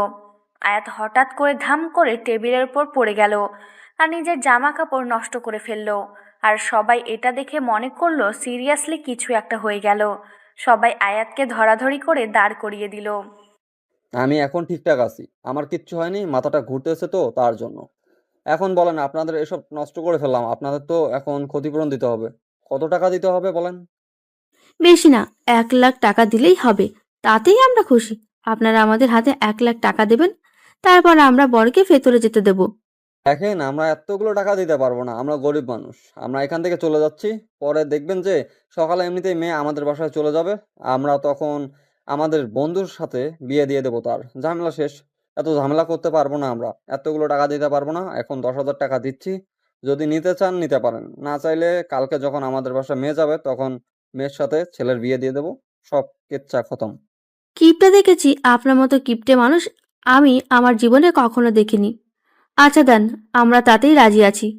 কি আর করার, এত কিপটা মানুষ পরে আমার যেটা দরকার আমি সেটা উসুল করে নিতে পারবো, সমস্যা নেই। পরেরটা পরে দেখা যাবে, এখন ঝামেলা শেষ করেন, আমাদের ভিতরে যেতে দেন। আর আমি অনেক ক্লান্ত, এখন আমার জামা কাপড়ের অবস্থা খুব খারাপ, আমাকে এসব চেঞ্জ করতে হবে। আপনার মতো অভিনয় বাস ছেলে আমি জীবনে সত্যি দেখি নাই। আপনি ইচ্ছাকৃতভাবে আমাদের সব খাবার নষ্ট করে দিয়েছেন, আমি সেটা ভালো করেই জানি। কিন্তু একটা কথা মাথায় রাখবেন, আমার দুলাভাইকে তো আমি মিষ্টিমুখ করাবই। তারপর সেখানে কয়েকজন মুরব্বি এসে রাগারাগি করলো যে টাকা দিয়েছে তারপরও এত কথা কিসের। বরযাত্রী তাড়াতাড়ি যেন ভিতরে নিয়ে যাওয়া হয়, তার জন্য সবাই তৎপর হয়ে উঠল। আর রাত অনেক হচ্ছে, বিয়েটা তাড়াতাড়ি সম্পূর্ণ করতে হবে, খাওয়া দাওয়া করতে হবে। বরযাত্রী কন্যাকে নিয়ে চলে যাবে, অনেক কাজ বাকি আছে। আর এখানে যদি সব সময় নষ্ট করে তাহলে তো হয় না। নিলয় আয়াতের সাথে গিয়ে তাকে যেখানে বসা উচিত সেখানে বসিয়ে দিল। আয়াত সেখানে নিলয়কে বসিয়ে দিল। তারপর সবাই অনেক মজা মাস্তি করা শুরু করলো। কাজী সাহেব এসে বিয়ে পড়ানো শুরু করে দিল। সব কিছু ঠিকঠাক মতো হয়ে গেল। তারপর কন্যার কাছ থেকে সব কিছু জেনে শুনে কন্যার মতামত নিয়ে বিয়েটা সম্পূর্ণ করে দিল। তারপর খাওয়া দাওয়া শেষ, সব ঝামেলা শেষ। এখন কন্যা বিদায় দিবে। তখন নাবিলা যেটা কান্না শুরু করে দিল। নিলয় এমন হাসি পাচ্ছে মনে হয় হেসে তার পেটে যাচ্ছে। ভিতরে ভিতরে আয়াতকে ডেকে এনে আয়াতের সাথে কথা বলতেছে আর হেসে কুটি কুটি হয়ে যাচ্ছে। তার ভিতরে এত হাসি পাচ্ছে নাবিলার এত কান্না দেখে। আয়াত বিষয়টা বুঝতে পারলো, তার বন্ধুকে ঠিকঠাক করলো। তারপর সব কিছু শেষ, এখন নীলা নাবিলার সাথে যাবে আর আয়াতের সুযোগ হয়ে গেল। তারপর কন্যা নিয়ে নিলয় চলে আসলো। আর বাসায় দুজনে আসার পথে কেউ কথা বলেনি, কারণ নাবিলা অনেক কান্না করতেছিল। নাবিলা নিলয়ের কাঁধে মাথা রেখে শুয়েছিল। যখন নাবিলা নিলয়দের বাসায় পৌঁছে গেল, গাড়ি থেকে নেমে নিলয় নাবিলাকে কোলে তুলে নিল, যার জন্য মোটেও প্রস্তুত ছিল না নাবিলা। নাবিলা ভাবতেই পারেনি সবার সামনে এভাবে নীল তাকে কোলে তুলে নিবে। নাবিলা অনেকবার নীলাকে বলতেছিল যে এখন যেন তাকে নামিয়ে দেয়, তার লজ্জা লাগতেছে। কিন্তু নিলয় নাবিলার কানে কানে বলল যে এটা এইবারের রীতিনীতি, এটা তাকে মানতে হবে। আর তার ইচ্ছা করছিল তার বউকে কোলে তুলে নেওয়ার জন্য, তাই সে নিয়েছে। সবাই হাততালি দিয়ে সংবর্ধনা জানাতে লাগলো তাদের নতুন দাম্পত্য জীবনকে। তাদের দাম্পত্য জীবন যেন সুখের হয়। সবাই অনেক সংবর্ধনা জানালো, সবাই গ্রহণ করে নিল নাবিলাকে এই বাসায়। আর নিলয়ের আম্মু তো আগে থেকেই গ্রহণ করে নিয়ে বসে আছে। আয়াত আর নীলা দুজনে নাবিলা আর নীলাকে বাসর ঘরে নিয়ে গিয়ে বাহির থেকে দরজা লাগিয়ে দিল। আর তাদেরকে বলল যেন ভিতর থেকে দরজাটা লাগিয়ে দেয়। তারপর সেখান থেকে চলে আসলো। নিলয় নাবিলার লজ্জা ভাঙানোর জন্য নাবিলার ঘোমটা তুলে তার দিকে কিছুক্ষণ তাকিয়ে রইল, আর নাবিলা নিলয়ের দিকে। সত্যি বলতে আজকে তোমাকে অসাধারণ লাগতেছে। এতদিন তোমার এই রূপ তো লুকায়িত ছিল, কিন্তু আজকে সেটা প্রকাশ পেয়েছে। সত্যি বলতেছি, এত সুন্দর লাগতেছে, ইচ্ছে করতেছে তোমাকে খেয়ে ফেলি। দেরি করতেছি কিসের জন্য? খেয়ে ফেলো, সমস্যা নাই। আমি তো বাধা করতেছি না, আমাকে খেয়েই ফেলো। কিন্তু একটা কথা বুঝলাম না, সেটা হচ্ছে তুমি এত কান্না করলে কিসের জন্য? আমি তো এটাই বুঝলাম না। আমি তো তখন জানো কি পরিমাণ হেসেছি। আয়াতকে জিজ্ঞাসা করে দেখিও, বিশ্বাস করো, এটার জন্য প্রস্তুত ছিলাম না যে তুমি এভাবে কান্না করবে। তুমি যদি একটা মেয়ে মানুষ হতেই তাহলে বুঝতে পারতে যে আমি কেন কান্না করতেছি। তাদের সাথে আমার সম্পর্ক জন্ম থেকে, আর তাদেরকে ছেড়ে আসতে কান্না হবে না? কষ্ট হবে না? সেটা অবশ্য ঠিক বলেছ। আচ্ছা, এখন কি করবে? এই অবস্থায় থাকবে, নাকি তোমার যদি খারাপ লাগে তাহলে কিন্তু গোসল করে ফ্রেশ হয়ে নিতে পারো, তারপর না হয় রোমান্স শুরু করব। আজকের পরে থাকবো। আজকে এইভাবেই সবকিছু হবে। কারণ নিজের একটা ইচ্ছা থাকা উচিত। সব ইচ্ছা তো পূরণ করার একটা মন মানসিকতা থাকা উচিত। আমারও কিছু ইচ্ছা আছে, আমি সেগুলো পূরণ করব আজকে। তোমাকে বাধা করেছে কে? শুরু করে দাও, আমি তো তোমার জন্য প্রস্তুত। দেখো, এখন আমরা নামাজ পড়বো দুজনে।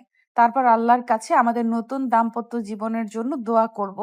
আমরা যেন সারা জীবন সুখে শান্তিতে থাকতে পারি। হাসি, কান্না, দুঃখ, কষ্টের সব সময় যেন একে অন্যের পাশে থাকতে পারি। আমরা আল্লাহর কাছে চাইবো। নিলয় আর নাবিলাকে কিছু বলল না। নাবিলার ইচ্ছাটা হাসি মুখে মেনে নিল। তারপর দুজনে অজু করে এসে নামাজ পড়ে দুজনে আল্লাহর কাছে তাদের মনের ইচ্ছাগুলো পূরণ করার জন্য দোয়া করলো। আল্লাহ তাআলা যেন তাদের সব মনের ইচ্ছাগুলো পূরণ করে দেয়, তাদের দাম্পত্য জীবন যেন সুখের হয়। আজকে থেকে একটা হালাল পবিত্র সম্পর্ক আবদ্ধ হলো। তাদের সম্পর্কটা যেন সারা জীবন হয় একে অন্যের দেহে, যতদিন প্রাণ আছে তারা যেন ততদিন একে অন্যের সাথে থাকতে পারে। নামাজ শেষ করে নিলয় নাবিলাকে কোলে তুলে নিয়ে বিছানার উপর শুয়ে দিল। তারপর নাবিলার উপর নিলয় শুয়ে পড়ল। নাবিলার লজ্জা লাগতেছিল, তাই সে চোখ বন্ধ করে নিলয়ের স্পর্শ অনুভব করতে লাগলো। নিলয় তার বউকে নিজের ইচ্ছা মতো আদর করতে লাগলো, তাদের ভালোবাসার বহিঃপ্রকাশ করতে লাগলো। নিলয় নাবিলার ঠোঁটে ঠোঁট লাগিয়ে কিস করতেছে, একজন অন্যজনকে ভালো মতো ফিল করতেছে। তাদের ভালোবাসার যেন গভীর হয়ে উঠল, যে ভালোবাসার শেষ সীমানা বলতে কিছু নেই। তারা একে অন্যকে এতটা কাছে নিয়েছে যেটা বলার বাহিরে। তারা তাদের মাঝে কোনো দেওয়াল বা কোনো কাপড়ের বাধা বিপত্তি নেই। তারা এখন একে অন্যকে ভালোবাসতে ব্যস্ত। হঠাৎ করে নাবিলা নিলয়কে ধাক্কা দিয়ে নিচে নামিয়ে দিল। নাবিলা নিলয়ের উপর উঠে নিলয়কে আদর করতে লাগলো, ঠোঁটে ঠোঁট লাগিয়ে। তারপর একে অন্যকে আবার আদর করা শুরু করে দিল, যেটা এখন বলা যাবে না। এটা একটা লজ্জার বিষয়। আপনারা বিয়ে করেন, তারপর না হয় শুনে নিয়েন, বা আপনারা যখন করবেন তখন ঝামেলা শেষ। আমি চাই সারা জীবন আমাদের ভালোবাসাটা আজকে যেমন থাকলো, প্রতিটা রাত প্রতিটা দিন আমাদের ভালোবাসাটা এইভাবেই যেন থাকে। প্রতিটা সময় আমাদের ভালোবাসা যেন বৃদ্ধি পায়, কমে যেন না যায়। আমাদের যত ভুল থাকবে, যত রাগ অভিমান থাকবে, সেটা বহিঃপ্রকাশ হবে, কিন্তু কখনো একে অন্যকে ছেড়ে যাওয়ার কথা যেন কল্পনা করতে না পারি আমরা দুজন। ইনশাল্লাহ, আমি আমার দিক থেকে ট্রাই করব। আমি সারা জীবন তোমার আসক্তি হয়ে থাকতে চাই, আর তোমাতে আসক্ত হয়ে আমি সারা জীবন পার করতে চাই। ভালোবাসি, অনেক ভালোবাসি। যে ভালোবাসা প্রকাশ করতে হয় হয়তো সময় লাগবে, এতটা ভালোবাসি যে ভালোবাসা সারা জীবন ফুরিয়ে যাবে না। আমিও ভালোবাসি আমার কিউট জুনিয়র ছোট্ট ভাতিজা নামক সেই হাজবেন্ডকে। ভালোবাসি, এখন তাকে এতটা ভালোবাসি যে নিজের দেহের একটা অংশ মনে করি। আমিও আমার আন্টিকে মানে আন্টিকে বলতে অচেনা আন্টি, কারণ আপনাকে তো আমি চিনতাম না আগে। হঠাৎ করে আপনাকে দেখে আন্টি বলে সম্বোধন করেছি।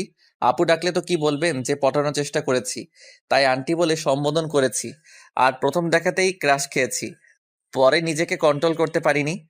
এখানে কি তোমার ভালোবাসা শেষ? আমার তো ইচ্ছা করতেছে আরেকবার তোমার সাথে মিলিত হবার, কারণ ভালোবাসার পিপাসা মেটাতে হবে। চলো আবার ভালোবাসার গভীর সমুদ্রে লাফিয়ে পড়ি। আর ভালোবাসার পিপাসা আমি কখনো মেটাতে চাই না, এই পেপারটা যেন সারা জীবন থাকে। আপনারা এখানে কি করতেছেন? আপনাদের শরম করতেছে না আমাদের স্বামী স্ত্রীর পার্সোনাল কথা শুনতে? আপনারা এখান থেকে চলে যান। আমার তো লজ্জা লাগতেছে। এখন আমাদের ভালোবাসার প্রকাশ ঘটাবো। আপনারা চলে যেতে পারেন। আমার বউ লজ্জা পাচ্ছে, এখন আপনারা চলে যেতে পারেন। আর পরবর্তী গল্প অবশ্যই শুনবেন। এর থেকেও অনেক রোমান্টিক, অনেক রোমাঞ্চকর হতে চলেছে পরবর্তী গল্পটা। কেউ মিস করবেন না পরবর্তী গল্পটা।